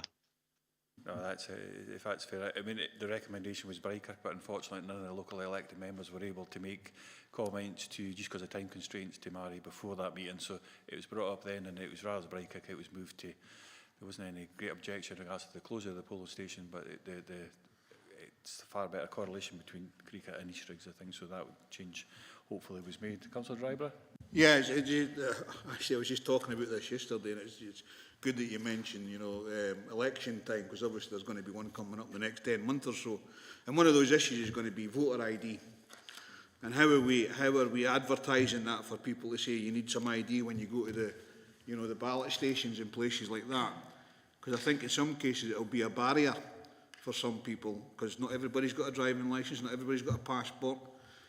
You know, thankfully some of our young people have got, you know, the Scottish Youth badge and things like that, but I think we need to advertise very, very quickly that there's going to be an election in the next 10 months, and some people are going to need voter ID. A lot of people are going to need voter ID, because if we didn't, people will turn up to the ballot stations without ID, and they'll not be allowed to vote.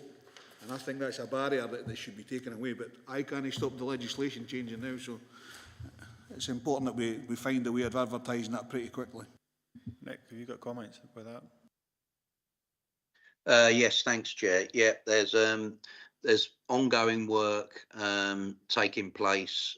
Jim Doig and Mary heavily involved alongside the Electoral Commission. So you will see coming forward fairly shortly some national advertising. In fact, it may have already started on TV, etc., about the changes in requirements for voter ID, etc.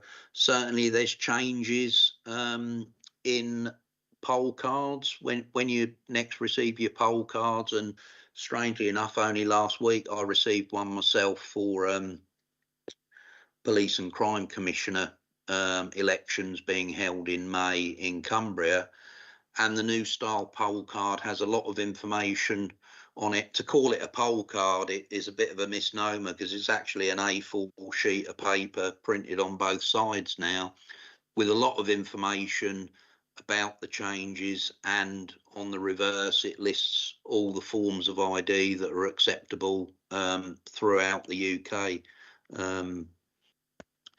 We'll also be undertaking a publicity drive ourselves in terms of raising awareness. We'll be getting stuff out to staff as well, to encourage them to mention it to friends, family, colleagues, etc. So we're looking at a number of different means of communication, including social media, referring back to some of the points on earlier items, to get the message out about the changes that are coming, so that people aren't caught unawares, if you like. We'll do our best to make sure that, unless you're living under a rock, you will know that the changes have been made, and there will be different requirements at forthcoming elections. Thanks, Chair. Thank you, Archie. Councillor Driver's content with that. Excellent. I think so 2.1, we asked to review 2.1, which we've done. 2.2, we've considered that, and 2.3, obviously, we've considered that as well. There's been comments made, and we've had reassurances, I think, so comfortable around about the licensing boards, polling stations, and communication because of the changes in regards to ID upcoming elections. Thank you very much, members. We want item number 9. Thank you, Nick.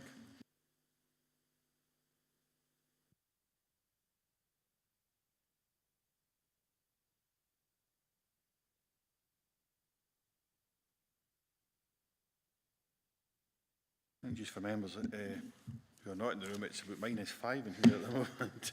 Somebody's got the air conditioning on, I think. So the next report is, again, a 6-monthly assessment of Economy and Development Service Plan, covering the period from the 1st of April to the 30th of September last year. There are a number of topics highlighted in the report, which this committee has requested in-depth reports to come to us on.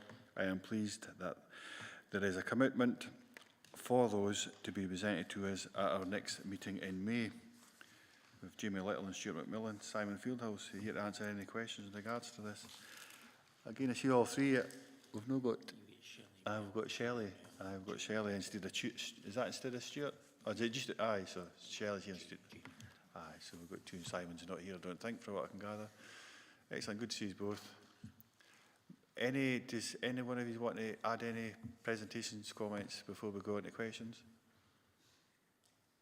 Thanks, Chair. No, nothing further to add at this point. Happy to take questions. Thank you. Thanks very much, you too, Shelley. Councillor Jimison's first. His hand's up first. Thank you. George? Yeah, just to make sure we're on agenda 9, agenda point 9. Definitely, yep. I just don't want to make another gap. I've got three things I'd like to discuss. Page 72, Annan Regeneration Steering Group. I think this is a prime example of what we talked about earlier about local engagement. That there's always been a few local guys that have driven the ship for a long time, and I have to say one of those was Councillor Marshall. Sean chaired this for a while, and he did a really manful job. But we have made progress, and that's thanks to Shelley and Jamie. We've made progress. We've now got a new name and a networking group, and it seems to have created a little bit more interest. But it really needs the council to prop up and help the guys that are willing to put their hands up. But the wee turnaround in the last 6 months, I think, is pretty commendable. But there's a long way to go yet. The second point in the next page, 73, 4.54, active Annandale. Again, I want to play credit to the team that's working on this, especially Jamie. Again, the ward officers put a pile of work into this. It has highlighted the problem, though, of communication and consultation. There's a lot of work being going on behind the scenes, quite rightly, and the councillors have been involved in this, but a lot of it's been done by contractor. Basically, they offer options, but despite Jamie's tremendous hard work to try and get sort of consultation across all parties, that kind of kicked off in the local newspaper, which in an ironic way actually helped us prove the point that there is a consultation there. So I think it's something we need to consider in the future, just how well we engage. In this case, it is with the local businesses. So they were basically panicking about one of the suggested routes along the high street, which would impact on parking. So I think we need to look at how we communicate with all stakeholders, especially when we're doing work behind the scenes up front, because often there's a perception that we're imposing things on folk without a proper consultation. So I think that's just a wee lesson learned for the future, and it is an issue that's a constant. How do we engage people properly before they start filling in a vacuum? Page 75, Annan Harbour Regeneration Group. We could do this committee could probably do with an update on this. The paragraph that's there, I'm not sure if it's totally up to date or up to speed, but this is a big project for Annan with a big price tag on it or a big funding tag. So it might be useful for a little bit more meat on the bones with that. Because I think the local people that have driven this have worked really hard, but they will definitely need help from the council. So it's just to get a wee update on just exactly where we are with that. So sorry, Chair, that's sort of three. Well, the one is just to note that the Annan networking group staff have been doing a great job. The second is a comment really on consultation with the public on these local issues. And the third is an update on the harbour regeneration project. George, just one point of clarity for myself. When you're referring to Jamie, was it Jamie Little or Jamie Nicholson you were referring to? Jamie Nicholson. And Jamie Little. Sure. So Jamie, I'll get you up to the top table just in case, because Jamie's in the back. Yeah, no, just in case absolutely. there's any questions particularly. I should say the whole team. I should say the whole team, but Jamie in particular has worked really hard, and Shelley as well. It takes a lot of patience and a thick skin sometimes to do this work. So just well done to them. Thank you. So I mean, any feedback from any of them points that George has brought up? So yeah, I'll come in on the sort of networking group and sort of say thanks for the support for that. The Active Annandale consultation. I think both Jamie and I have taken on board all the comments that have been made on this, and actually I think going forward we would be looking to change the way we do consultation in light of that. There is obviously, this is also included in the report later on in the agenda, active travel.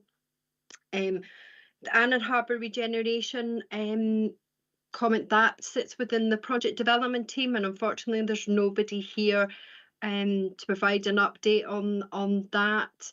I do know that these reports are 6 months sort of in the past, so it's quite difficult to sort of say what's happening at the moment. So if it's okay, I will go back to the team and ask them if they can send you an update. No, that's very helpful, and your answers are helpful in all cases. I know this is a 6-month report. The Annan Harbour regeneration project's a biggie, so it may be that we really have to be kept aware of it, whether we need to, make more effort to support it. We need to have the knowledge to be able to do that in a informative way, if you like. So any updates that are maybe required, I'll leave that to the chair on governance. But if there is updates between the 6 months, that might be helpful. I don't want to make work again for administrators, so we don't need it day by day, but we really have to keep a handle on it in case really. Well, we need to know anyway, but I think also if the public are asking questions, it would be helpful if we had some of the answers at least. So thanks for that. George, you want any comments from Jamie Nicholson regarding to the Annan active consultation process or not?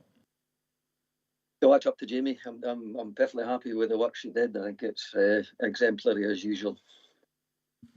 Jamie, it's up to you. Thank you, Chair.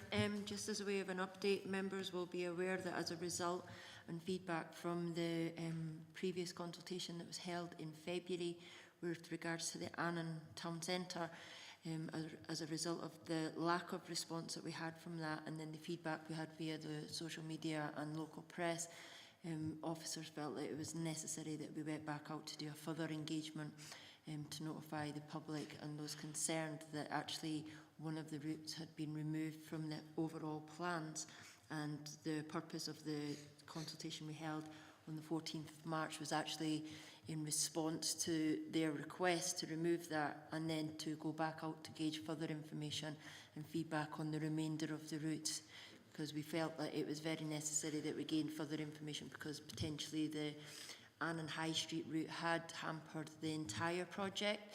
So we specifically went out to ask for further information on the remainder of the route. And as Shelley suggested, that will come back to members in a further report once that stage 2 is complete. Excellent, thanks Jamie, thanks very much. That's music to, I think, the Annandale South members' ears because of the amount of feedback we were getting from that. Councillor Mail, Dennis, you're next. Yeah, page 74, Chair, and we've mentioned Murtham, but I'm just trying to clarify what the last paragraph says. A delivery model is currently being explored with a private developer that may also enable the construction of private homes on this. So is this still Lordburn involved, or are they trying to sell this off, is the question. Because this, to me, this reads not quite like what we thought was happening. I know there's been a private developer on site that left the site and left it in a bit of a mess, but is this Lordburn still continuing to do this job? Jamie. Yeah, thanks, Chair. Thanks, Councillor Mail. So, yes, it is intended that this would still be Lordburn Housing Association taking forward the affordable housing element of the site. The current project that's being considered is the 35 units at Merton Farm, Langham, only forms a small part of the wider local development plan allocated site. So there is an opportunity to look at potentially either additional affordable housing at this location or additional private market sale. And this is a model that they're looking to take forward. It's a similar model to what they're considering for Selkirk Road in Moffat, which is exactly the same in that their part of the site is only a smaller or only a portion of the local development plan wider site. They're currently at advanced talks with a particular developer, and I would hope to be able to bring back further information. I know the Merton Farm project is scheduled on the draft agenda for the next meeting of Annandale and Eskdale Area Committee, so I'd hope to have further details at that point. Right. Thanks for that, Chair. I mean, this first part of this for the elderly is so vital. It's the whole right care, right place thing for the community. And because we're struggling at the minute, because you want to go to a hospital to Dumfries and Galloway, you can't drive, it's £90 for a taxi. You even want to come to Annan for services that were taken away from Langham, it's £30 for a taxi. Langham is totally isolated with health services, and getting that 35 houses in, which the health board would take on, I think it's 15 or 20 for extra sheltered care, would bring in the whole right place, right time team or whatever it is, so it could also be working in the community, and it would help to redevelop services that we've lost. So it is vital, and the timescale is vital as well on that one. So thank you very much. I've got one other thing, Chair, but I'll wait and see if anybody else first. I think we do. With Councillor, it's yourself next, Councillor Driver Archer, I think it's next.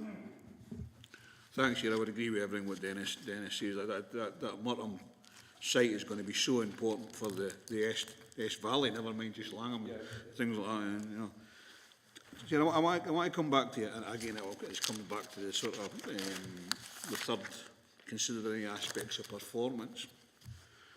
And one of the performance areas I do have a concern with is that obviously we don't have the staff to do a lot of these projects with place, and I was mentioning about place plans and things like that. So we do employ, or the groups employ, consultants, and they get a grant for that, depending on where they are. And these are supposed to be community engagement consultants. But the standard of some of them is you know, not good.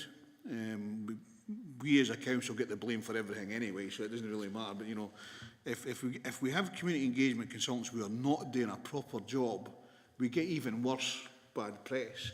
You know, and I'm just wondering if there's anything there that you know that is through our systems we can improve the standard of those that didn't reach it, if you know what I mean. Because I mean, I do fear that the standard of those consultants, you know, they're getting paid for doing a job that is putting us in a bad light. So see, a question like that, I think I'll pose that to yourself, Jamie Ferguson, that is, Jamie, to obviously give a generic answer.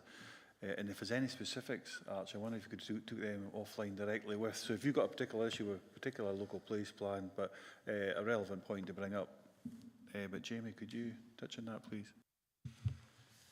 I'll try. I can't really comment on all consultants within Dumfries and Galloway, but I can maybe comment generally on this.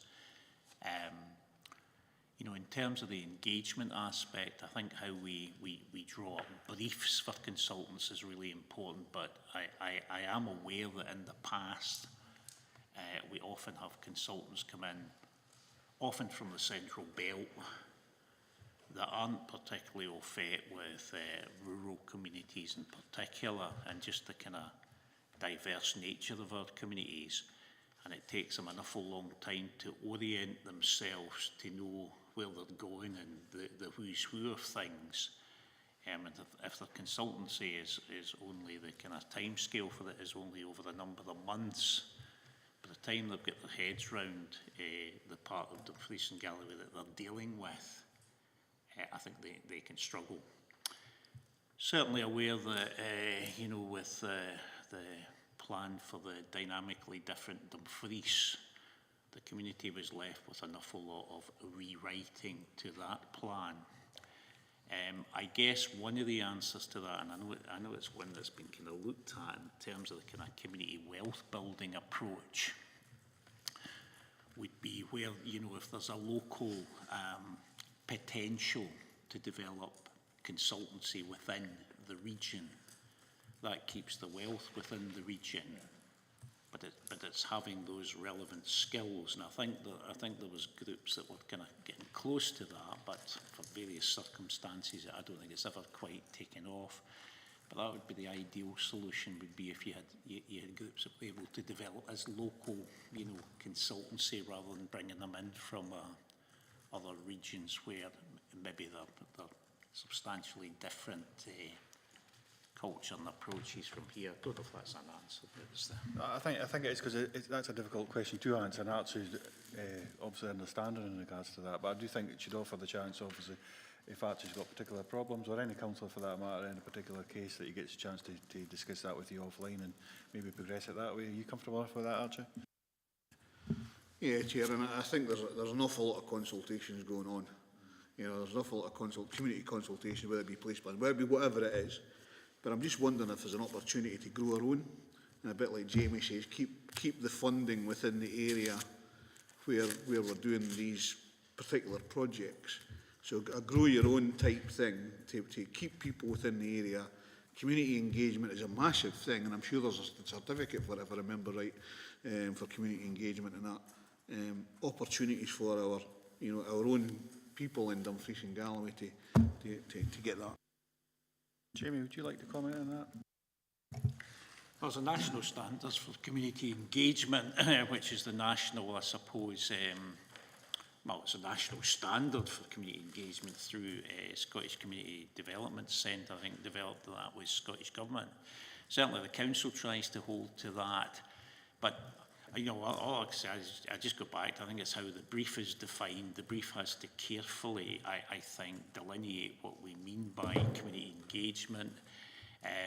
I think sometimes where the consultants report back to officers can present a difficulty, because I think consultants need to have a 360 with the community. The community is actually satisfied with the approach that's being taken.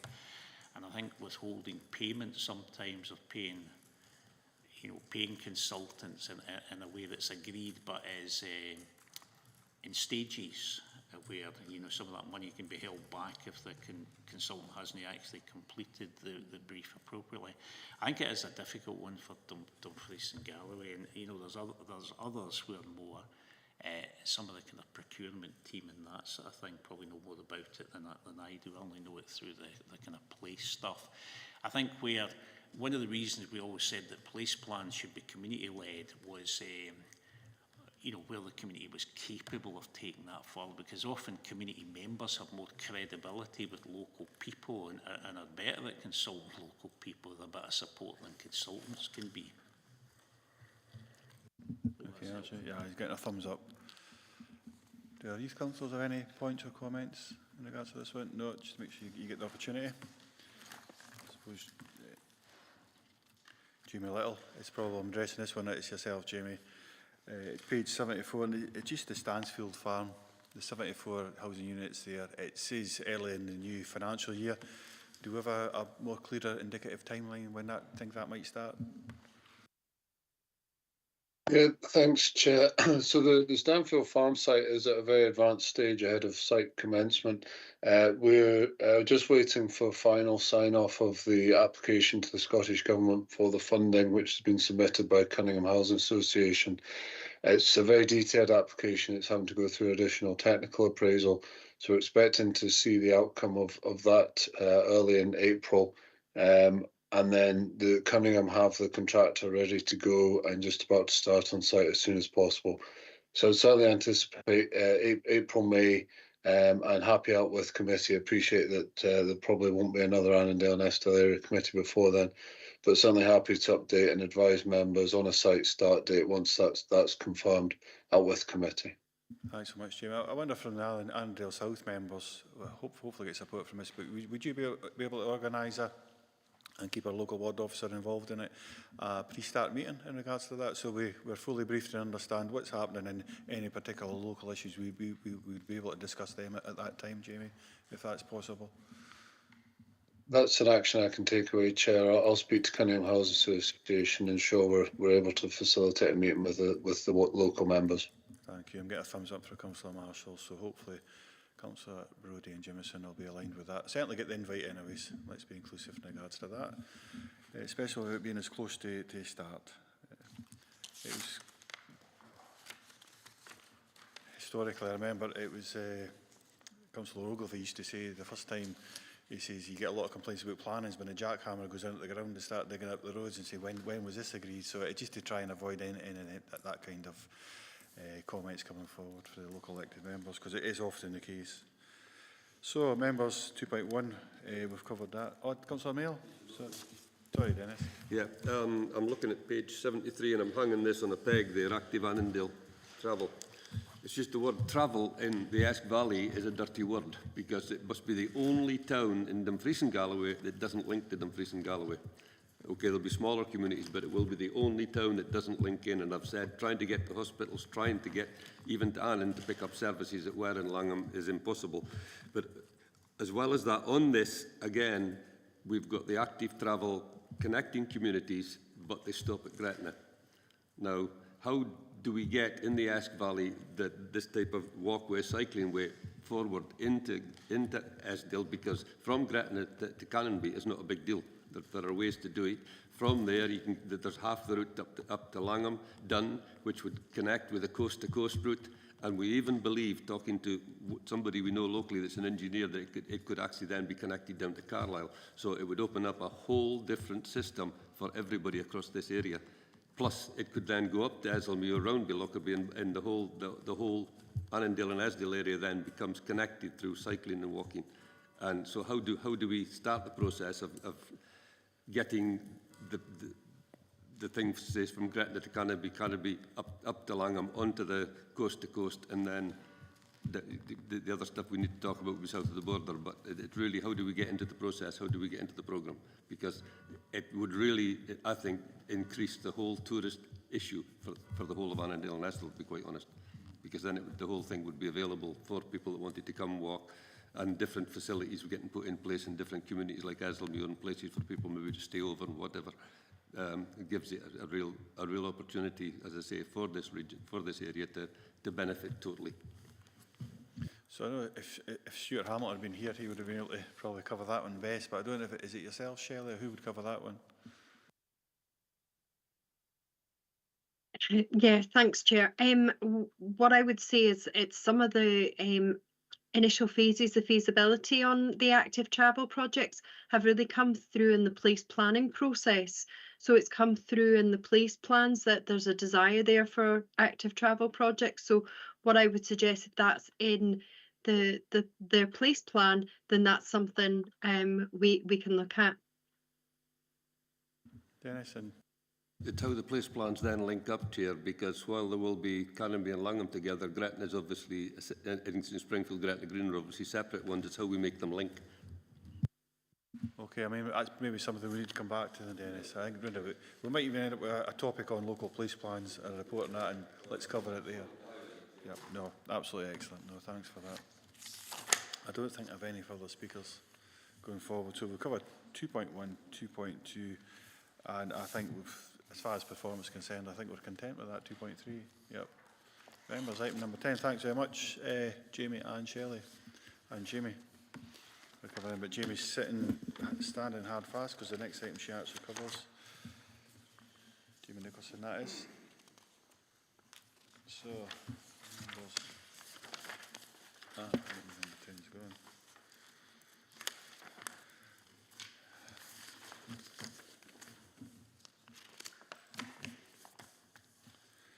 Next report is performance monitoring information from projects and initiatives that receive support from Annandale and Eskdale Area Committee discretionary budget in 23-24 years past. This report highlights how this committee has enabled a number of significant events across Annandale and Eskdale during 23-24 and invested in supporting the delivery of activity like Christmas lights projects across the area. Jim Nixon, I see you're here. Jim, is there anything you want to add to this report or comment on before we go to questions? Nothing further to add to the report, Chair, but happy to take any questions. Thank you very much, members. I'll open it up for questions. I thought this was a good report. I mean, it's self-explanatory, and what I've just said, it supports a lot of really good local projects, from Christmas lights to galas to I think it's just, you name it. You get it all the wards officers, the board members' allocations of funds as well. It goes beyond that into youth sports and such like. Members, I didn't see it. Councillor Driver? It sort of links to this report, Jamie, rather than anything else. I couldn't make last Friday's discussion on the future of the discretionary fund because I was up at Crichton Trust having another horrible meeting. I think the situation is, I watched the team's meeting after it, and I think the members, I would agree with everything they've said, just to add that support to what they're actually saying, especially about the ward members' capital costs as well, because I mean I think that's really important that we as members are able to support our smaller organisations within the local communities. But you know, nothing to say really about the reports here. It's good, but on that particular one, I wasn't available because I was there somewhere else. Yeah, I was unfortunately last minute for me. Someone came in and had to attend to. I was the same. No, so youth members, any particular points? Covers a lot of youth stuff as well. No, so we've been asked to, let's say, note the performance of the monitor information as per 2.1 for 23-24, and 2.2 that a significant number of citizens have benefited from the delivery of the key local projects, initiatives in the local Annandale and Eskdale area. Thanks very much, members. Thanks very much, Jamie, for that. Thank you. So we've got to be here at 3 o'clock, so things are speeding up nicely. When I've seen the size of the agenda. Item number 11. Our next project, our next report is in relation to key active and sustainable travel projects being developed in Annandale Eskdale. This report was requested by members of this committee, and I would like to thank the officers for their commitment in ensuring this is in front of us today. We have a number of reports on our forward plan requested by members, and I have been following this up via lead officer Stuart Hamilton to ensure all of those requested come before us at a future meeting. It looks like May and June. That's right, I think May and June the next ones, or May or June, sorry. In relation to this report, we have Tony Toppin, Grant Coulter and Shelley Bell, all available to answer any members' questions to address any members' comments. Members, I'll open it up to questions first. I see we've got Councillor Jimerson. George, I'll give you the first opportunity. Sorry, that's Gail McGregor. I thought it's in GG. Gail, Councillor McGregor. Thanks very much, Chair. Morning, everybody. It's a really good agenda today. Much more meaty than we normally have, which is good. And very much welcome the report. It's just to ask a question on the 20-mile-an-hour speed limits. It refers to Hotsbridge in Annandale and East and Eskdale. That school's going into mothballing, I believe. The pupil numbers have dropped, and the families are now going to send their kids to Eaglesfield. So have we invested there in something yet? And will it be sort of revised? Thank you. Okay, Gail. Tony? Yeah, through you, Chair. Thank you, Councillor. Yes, my team were actually due to meet with the representatives at Hotsbridge Primary just the other week, and we did receive the phone call with regards to the proposed mothballing. So whilst we had undertaken preliminary studies, we did a speed survey on that section of road, we hadn't invested in any actual infrastructure. So we are keeping a lookout on that. The B722 is on a route actually that we're assessing at the moment for another scheme involving the Grange Quarry. So although we're dropping the proposal of any speed limit reductions, we are looking at the local roads in that area as part of another study.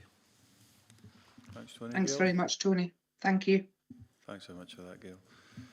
So, George, I see George coming in. A supplementary probably for myself. So, you saying that one's completely stopped and are just on hold because it is mothballed at school at the moment?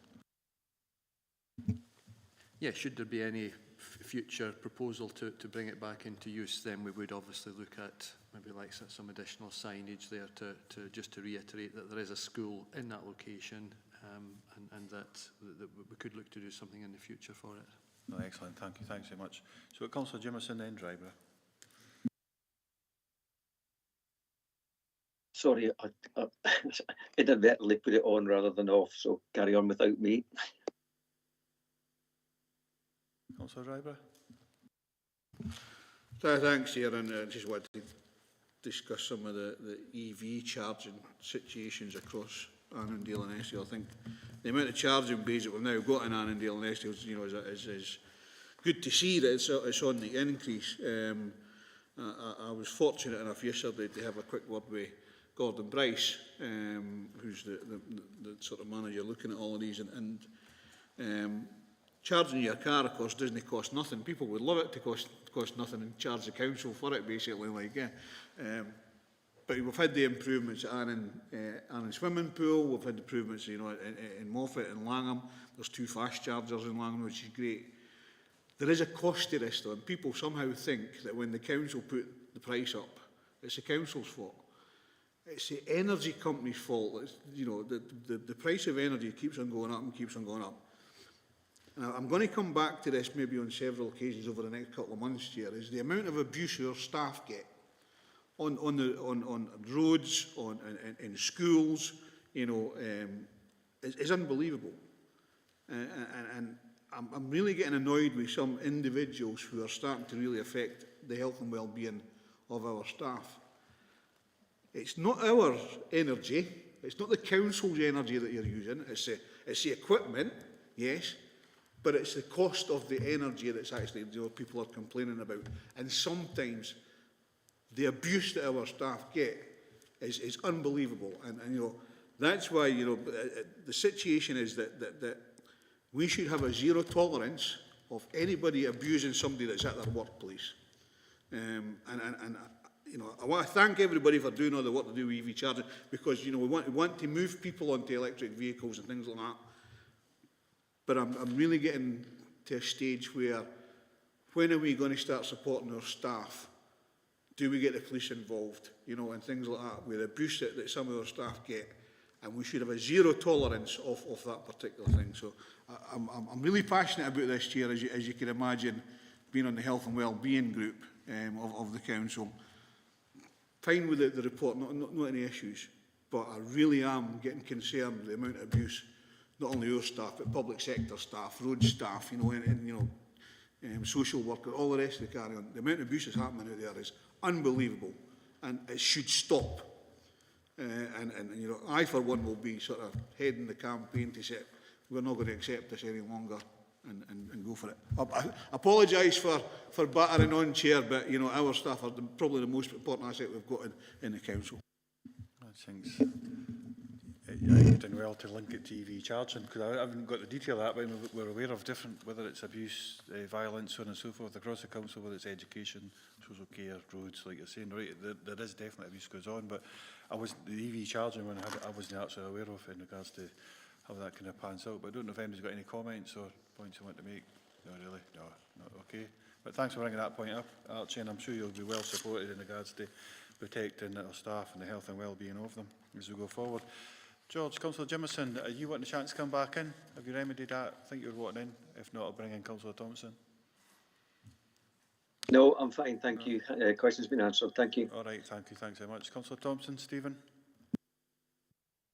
Thanks, Chair. Yeah, it's just on the 20 mile an hour rollouts, particularly for Lockerbie. Obviously, that's in the report saying that'll be implemented next month. So it says dependent on procurement and resources, but can I just get an assurance that, yeah, we'll still be able to deliver it, and these are just details that need to be confirmed.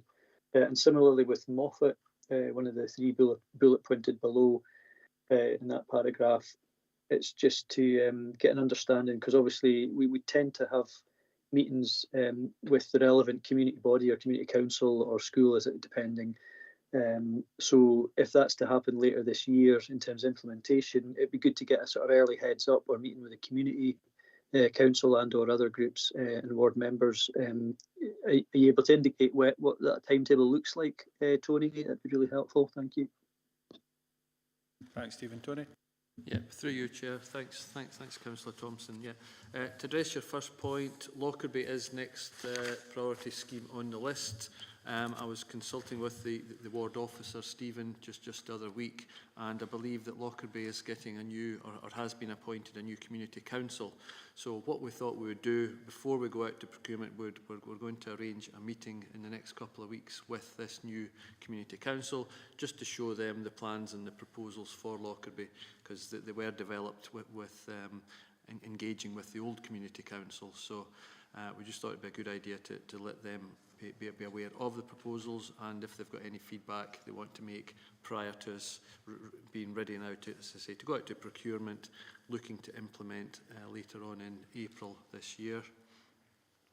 Yet with regards to some of the other projects, we've got Gretna, Moffat, Langham, our future schemes for Annandale and Eskdale. I can't provide you any specific programme dates at the moment, but I can tell you that we are just completing the schools. That means there'll be a couple of technicians available now to move from the schools programme and to work on the communities programme. So I'd be hoping the likes of Gretna and Moffat would be looking at the summer to start the consultations with them, and to start doing the speed surveys around the towns, just to get an idea of the existing speeds and what roads and streets will be appropriate for the 20 mile an hour speed limit. We probably want to do the same as what we've done in Annan and Stranraer, and it's just a blanket ban. So it's just really determining where these 20s start in relation to the strategic nature of the environment of the road. So rest assured, once we get into April, May, we'll start to produce a more detailed programme that we can work on for the rest of 2024. Thanks, Tony. Stephen? Yeah, thanks for that, Tony. I'm just conscious, I think a lot of this work goes back to December 2021, which was still this council, but the previous sort of session, if you like. I think the Lockerbie Community Council was, I think, consulted end of 2022. I can't remember the exact date. I think it was. And there was feedback given then just about where the 20s and 30s and 40s potentially would be on the proposal then. I'm just conscious that we don't need to keep redeciding stuff just because some of the members have changed, but I appreciate it would be good for Lockerbie Community Council in its new iteration to be kept appraised, but I wouldn't want to unduly delay anything. So I'm just conscious they'll maybe not meet till the third week in April or something thereabouts, and then does that knock on another month to the procurement? So before you know it, it's sort of, is it a necessary delay, or would it just be you'd be taking their views but kind of doing that concurrently with procurement? Because materially, I don't suspect much would be changing really in terms of the design. Thank you. No, thanks for that comment, Councillor Thompson. Yeah, it won't make much of a delay. We will basically just be sitting down with them to try and just say that this is now the agreed scheme. It's been through the ward members, the previous community council, and with Police Scotland. So unless there is anything sort of significant, we wouldn't seek to change it. With regards to procurement, we've done a lot of these schemes now. The process is quite robust and straightforward.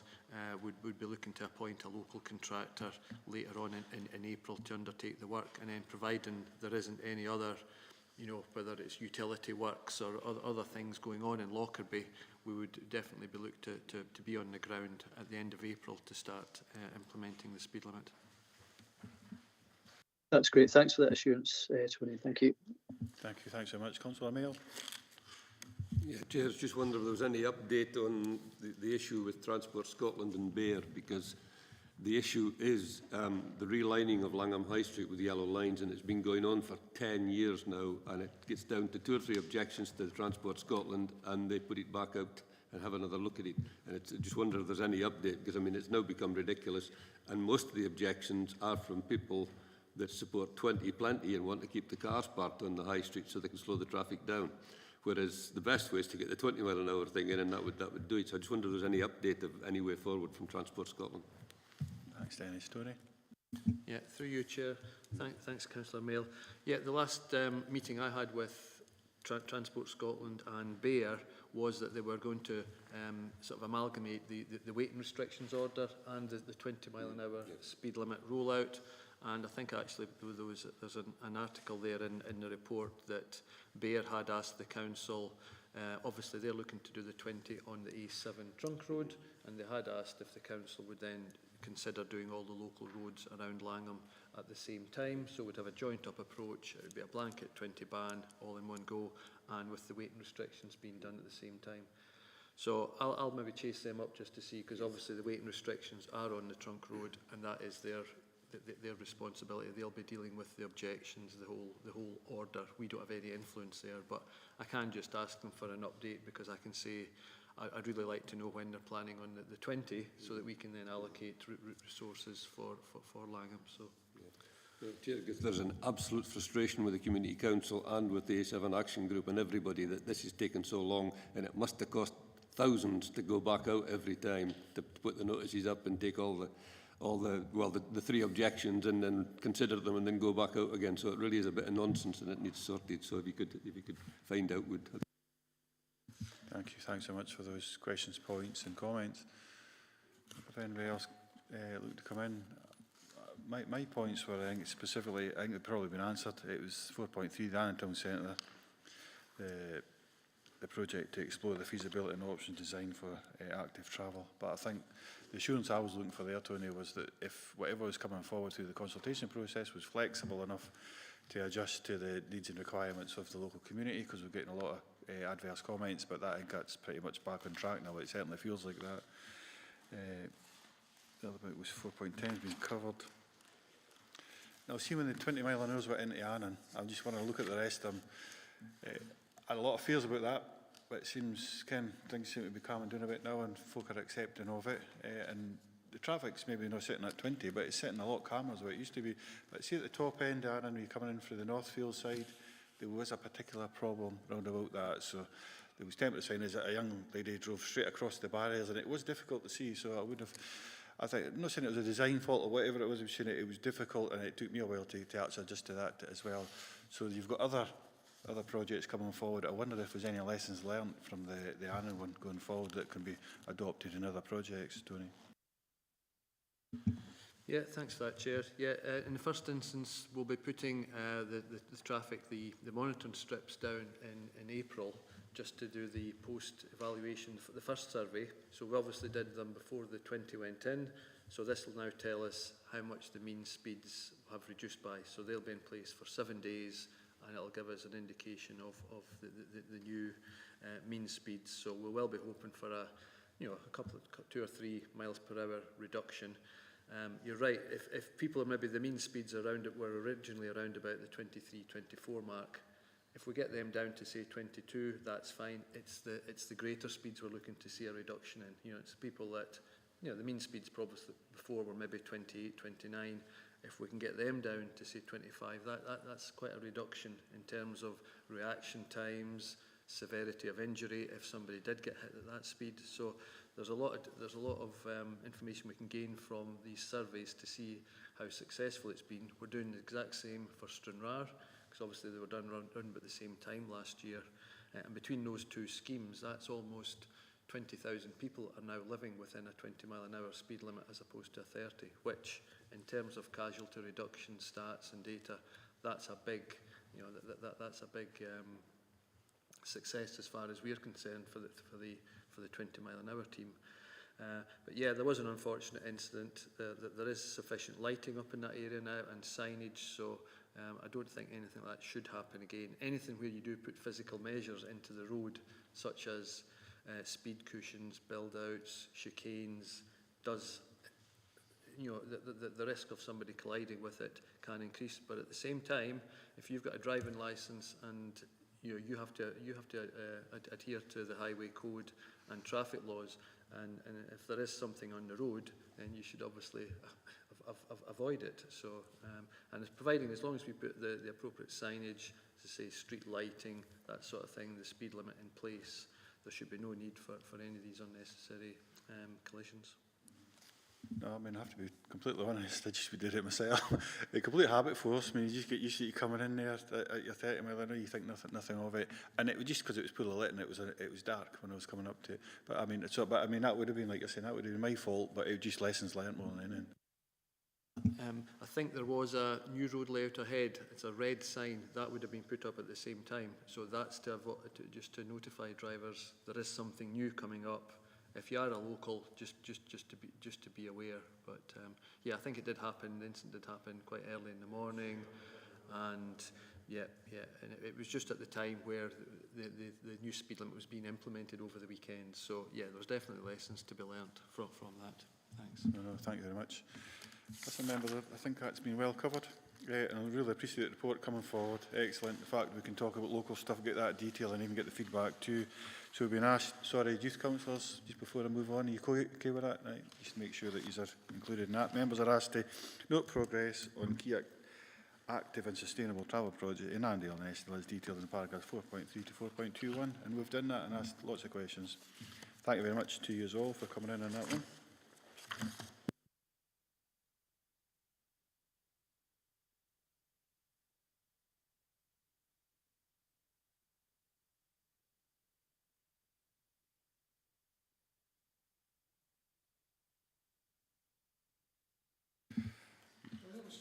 I need to put my jacket back on.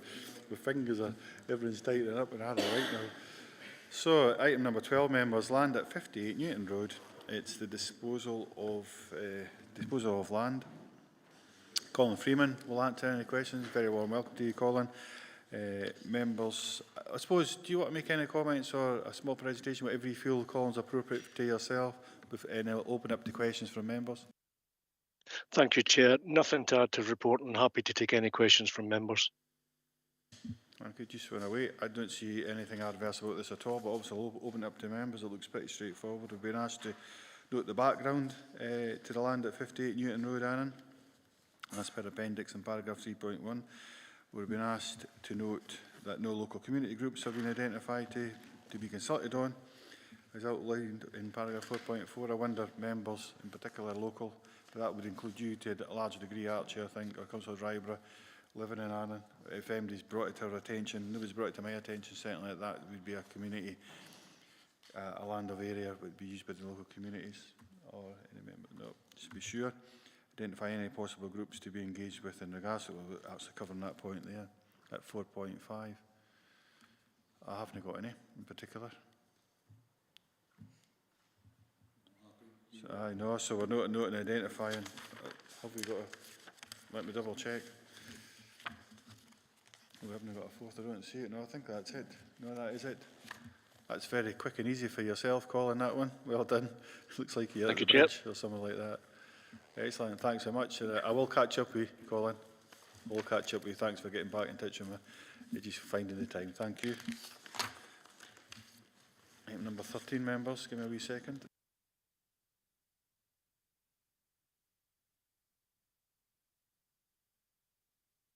Item number 13 is this next report asks us to grant the rights of servitude to Police Scotland for land to the side and rear of Moffat Town Hall.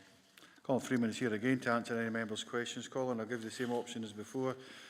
Any points you want to highlight to us before we go into questions to members? Thank you, Chair. Yes, just draw members' attention to the fact that the location plan appended to the original report is incorrect, and an updated plan was circulated to members yesterday, and that should be the plan that should be referred to. Happy to take any questions. Thank you. I've personally printed out one here, which I've got, I think, other elected members round the table do as well. Yep, we do. Members, will open up to questions. Probably looking at Annandale North members to come in this one. If you don't volunteer, I'll bring you in. This is obviously an Annandale North ward. We're being asked, like I say, 2.1 to note the 561.1 square metres of land to the side of and to the rear of the Moffat Town Hall. Moffat, as shown in the appendix, is outlined. We've all got the updated one. 2.2 is to note the history and historic access over this land by Police Scotland and its predecessor, whilst the former police station was operational as per paragraphs 3.1 to 3.3.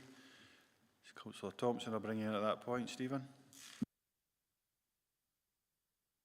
Thanks, Chair. Yeah, it was just in terms of so effectively what we're doing is we're allowing this work to go ahead for the consideration around the rights of servitude. Does that mean there might be an income generated from that, or how does that sort of work? And would that then be administrable by either this area committee or potentially a Moffat Common Good subcommittee in future? Colin? Thank you, Chair. Thank you, Councillor Thompson. What we plan, should members approve, is to enter into a negotiation with Police Scotland. Any negotiation would require Police Scotland to pay our reasonable legal fees, but what we would also look to do is to negotiate a fee for the servitude, and of course that will go to the local Common Good Fund. And if requested by members, happy to bring back a report to a future committee to outline what has been negotiated before we agree. Thanks, Colin. And yeah, I would really welcome that. Obviously, we need to leave you to it to negotiate, but the outcome of that, I think, would be a great benefit to the Annandale North members and area committee. Thank you. Sorry, Stephen, I missed that last bit. Apologies. I lost my voice because I was so emotional. But no, it was just thanks. Would welcome a report back, and it would be a great benefit to Annandale North ward members and this area committee. Thank you. Thank you. That was, sorry, apologies. Just I think it's my hearing. I don't think I've got anybody else from what I can see. So 2.3 is to agree to the rights of servitude to be granted to Police Scotland over the relevant land. So we're agreeing that, I think, in principle in particular, going back, because I think we'll cover that probably about a 2.5 on, Colin. 2.4 is to instruct officers to enter into negotiation with Police Scotland to obtain a best consideration fee for granting the rights as per paragraph 4.2. And going on back to what you just said there, and you've said it's manageable. It's Councillor Thompson, I should say, and Colin, you say it's manageable. A 2.5, we'll get a further report back outlining the the proposal, and I think we'll ratify and agree at that point. I think is what we're saying. Getting nods. You okay with that, Colin? Just for absolute surety. Yep, thank you, Chair. Yep. Excellent. Annandale North members, hopefully you're content with that as well. Take that as a happy. yes. Excellent. Thank you. Thanks very much. Brilliant. Councillor Wilson's nodding. Thank you. Thanks, Caroline. Item number 14, members. It's this is the review of our. I should have given yourself. You're okay with that, weren't you? Yep. Give yourselves a chance. Just that's for the youth council members. Item number 14. This report provides the opportunity to review outside bodies and members. Are asked to consider whether any current organisations and appointments should be removed from the scheme of outside bodies as a result of the information contained within the appendix. Those members with direct involvement in each outside body will possibly have the most relevant comments and observations. Tracy Sonka here is here to answer members any questions. I think it's really just applies to Annandale North and Annandale East and Eskdale members from my reading of the report. 2.1, we've been asked to note the activities undertaken by each outside body since the appointments were made in 2022, where representation has remained stable for 12 months as per the appendix. Members, if we can note that. Councillor Driver, what's in at that point, Archie? Yeah, thanks, Chair. I mean, I don't have a problem with the response to the review of outside bodies for them, all of them remaining, you know, as part of the outside bodies. But I wanted to talk in one in particular, is the Eskdale Foundation, which gets 2 elected members in Langham. Now, as everybody here will be aware, we've got hundreds of outside bodies that we've all got to be on, and you know, whether we can manage all of them at the time. I mean, I'm a member of the Eskdale Foundation. I've hardly been able to make because of other meetings, you know. So I'm just wondering if it would be. And I know at the start there used to be 2 on it and it used to be when the individual wards were there. It was like Pim and yourself, I think, Dennis. It was. I think if we reduced that to 1, it would be more appropriate, because it's just in the main the Eskdale Foundation are dealing with things in the Langham area. It'd be useful, because I don't want them not to have representation for the council, but I think 2 maybe is just a bit too much. Before you bring in Dennis, because you'll come in right next, but can we make that decision here, Tracy, or do we have to refer that back up? It looks like we can make it here, going to the recommendations.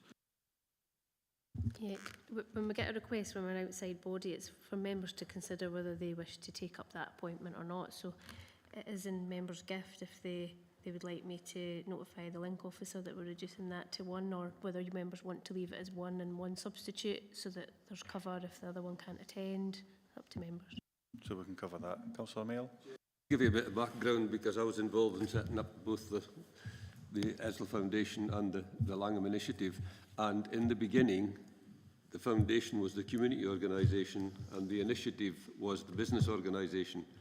And so what you had was a crossover with councillors, community councillors and everything else on them. And as you say, at that stage, the ward had 2 councillors, myself and Ian Lindsay. So that's why 2 were put on to each. Now, the Langham Initiative doesn't have anybody anymore, so the foundation was left with the 2. But the links are gone. There's no real community council links or anything. So there are sort of 3 major organisations in Langham. Eskdale Foundation's one of them, and it's the only one at this minute that's got members. So I would support Archie. I think for other people looking at it, even I think one member on it would be sufficient. No problem. Is your thoughts 1 and 1 substitute, or just 1? And, yeah, I'll come back to you on that then. Not an issue. Councillor Karen Crothers. Karen. Hi, thanks, Chair. I've got nothing against that whatsoever. I mean, I think it's a really good outside body. I think it's some really good working with the council, partnership working. So I do manage to make the meetings, and I'm more than happy to go down to 1. I think 1's sufficient. Any thoughts, Karen, in regards to 1 and a substitute, or just 1? And all.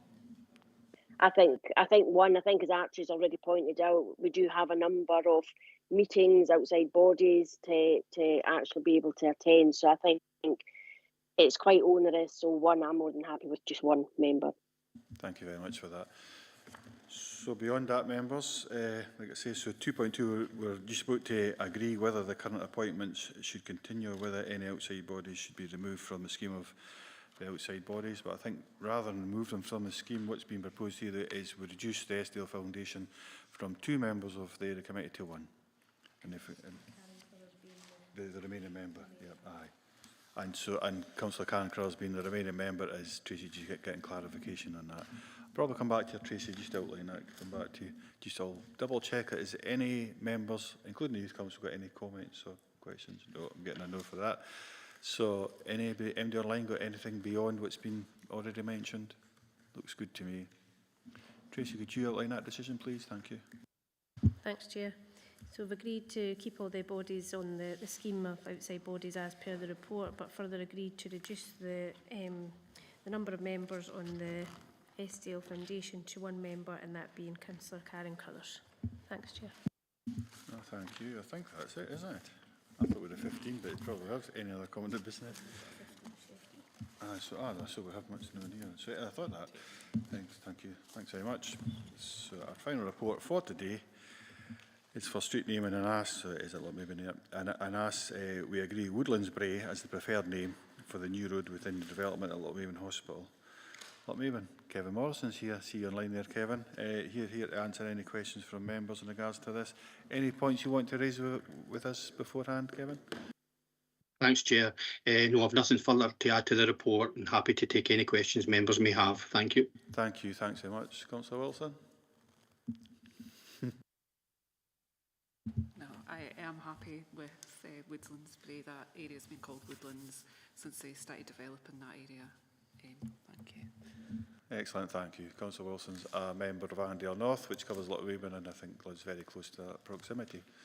But we've got another, I think, 3 members in Annandale North if they want to make comment, or just to Councillor Thompson, Stephen. Well, happy to agree with Councillor Wilson. I think the report speaks for itself. Chair, so comfortable with what's recommended. Thank you. Happy to agree, Chair. Thank you, Stephen. Thanks, Gail. Thanks so much for that. Hopefully I'm also happy to agree, Chair, for it to be Woodlands Brae. Thanks. Thank you. Thanks so much, Lynn. That's all in agreement. No counter amendments to that. So members, happy to. So members, we're being asked to agree. So we've agreed that that particular road will be named Woodlands Brae. You all right with that, Kevin? Just before we sign off. Yes, that's great. Thank you very much. No, thank you very much. That's a long wait for no a lot of work today. Well done. I've been working in the background. Thanks.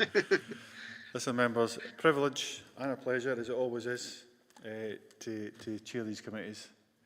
And we'll have a further update. So that our next meeting will be more about the last couple of reports we had in regards to local business, some of the stuff we've asked for. We've got an update here that will be shared with members when they're coming.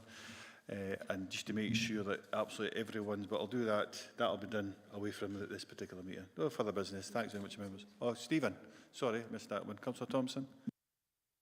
Sorry, Chair, but it was just at the very start of the meeting, early on, first sort of item or two, you did say you were going to raise a couple of things at the end of the meeting, just about bringing reports back or recommendations. I don't know if that's been covered already, but it was just in case you'd meant to do that.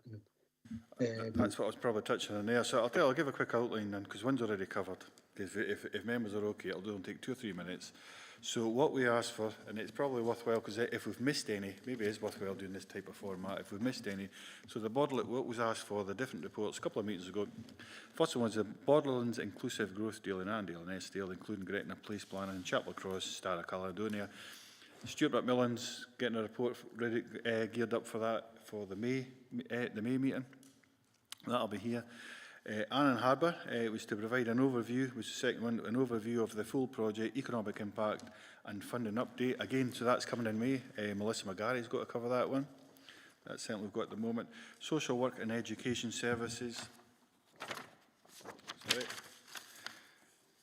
To provide an overview, of how both services work collectively in Annandale and Eskdale, support young people, outline the key successes, challenges and update on the progress with the Annan Forum pilot project being undertaken at Annan Academy. Listen, I'm just got to come to you, George. If you're still on, Councillor Jimison, that is. That's what I've got outlined to me, and we've got For what I can see, we've got Gillian Greaves from social work, and we've got Karen Ann Bryden and Alison Chambers from the education as leads coming to that. George, you got comments for that one? No, I welcome that. It'll be hopefully really useful. It's a thing that may be coming up at the full council as well, just how well integrated the services are. So that'll be very useful for Annandale and Eskdale. Yes, thanks. I know that was your particular project that you put forward. Levelling Up Fund was the next one. Levelling Up Fund transport bid to provide an overview of the full project, the impact in Annandale and Eskdale. Gordon Bryce is coming forward with that one. Members, so local housing strategy, the Murtham Farm, Langham, will be on that agenda in particular, to provide an overview of the full project, current status, update and future plans. So all Annandale Eskdale and Eskdale members will get a chance to really drill into that, and it's already outlined by Jamie Little-Ella. That'll be covered fully at that point. So again, that is the May committee. And the last one, which is one I think, Dennis, you touched on this one as well, which is the council restructure and how it will support the Annandale and Eskdale area. So what does that, about that one council, new culture approach, I think, was the specific things. Chief Executive will be dealing with that one, and Don Roberts in particular, so that date's to be confirmed. Ideally, we want that before recess if we can, depending on our schedule. So, Stephen, are you all right with that? I was going to share that electronically then, but I thought, okay, 5 minutes, if you're comfortable. No, thanks for that, Chair. As I say, it was just to sort of top and tail what we said at the start to finish. That was it. Thank you. No, thanks very much for bringing that up. Members, as I say, pleasure and a privilege. Dennis? Finish. I think we need to say thanks for the youth members for coming along and sitting through things. And I wonder at a future meeting if it would be all right if they could bring a couple of issues to the table that concerns them that we could talk about and look at. Because that would be good if we could. I think that makes it then fully inclusive. Yeah, no, I think that's, so what we did a couple of meetings ago, we were getting fed up, to say the least. I think the type of agenda items we were getting, we weren't really getting any real debate. So maybe through yourself, Regan, that the youth members can feed into that, then you'll feed back to, is it, who will it be to yourself, Tracy, or who will it be? Will it be Stuart Hamilton? Stuart Hamilton. Aye, so I'll be back to Stuart Hamilton. Okay, this is the type of reports you want to see, gives you a chance to get input. So local decisions for local people. Dennis, you all right with that? Excellent. Aye, his inbox will be full when he comes back. Pleasure and a privilege, members. I think there's lunch. Is there lunch for members who are here? I think. Aye, there is. There's lunch for the members that are physically present. There's some lunch here. Thanks, members. See you next one tomorrow. Many thanks, Chair. Thanks, Chair. Thanks, Chair. Thank you. Bye just now.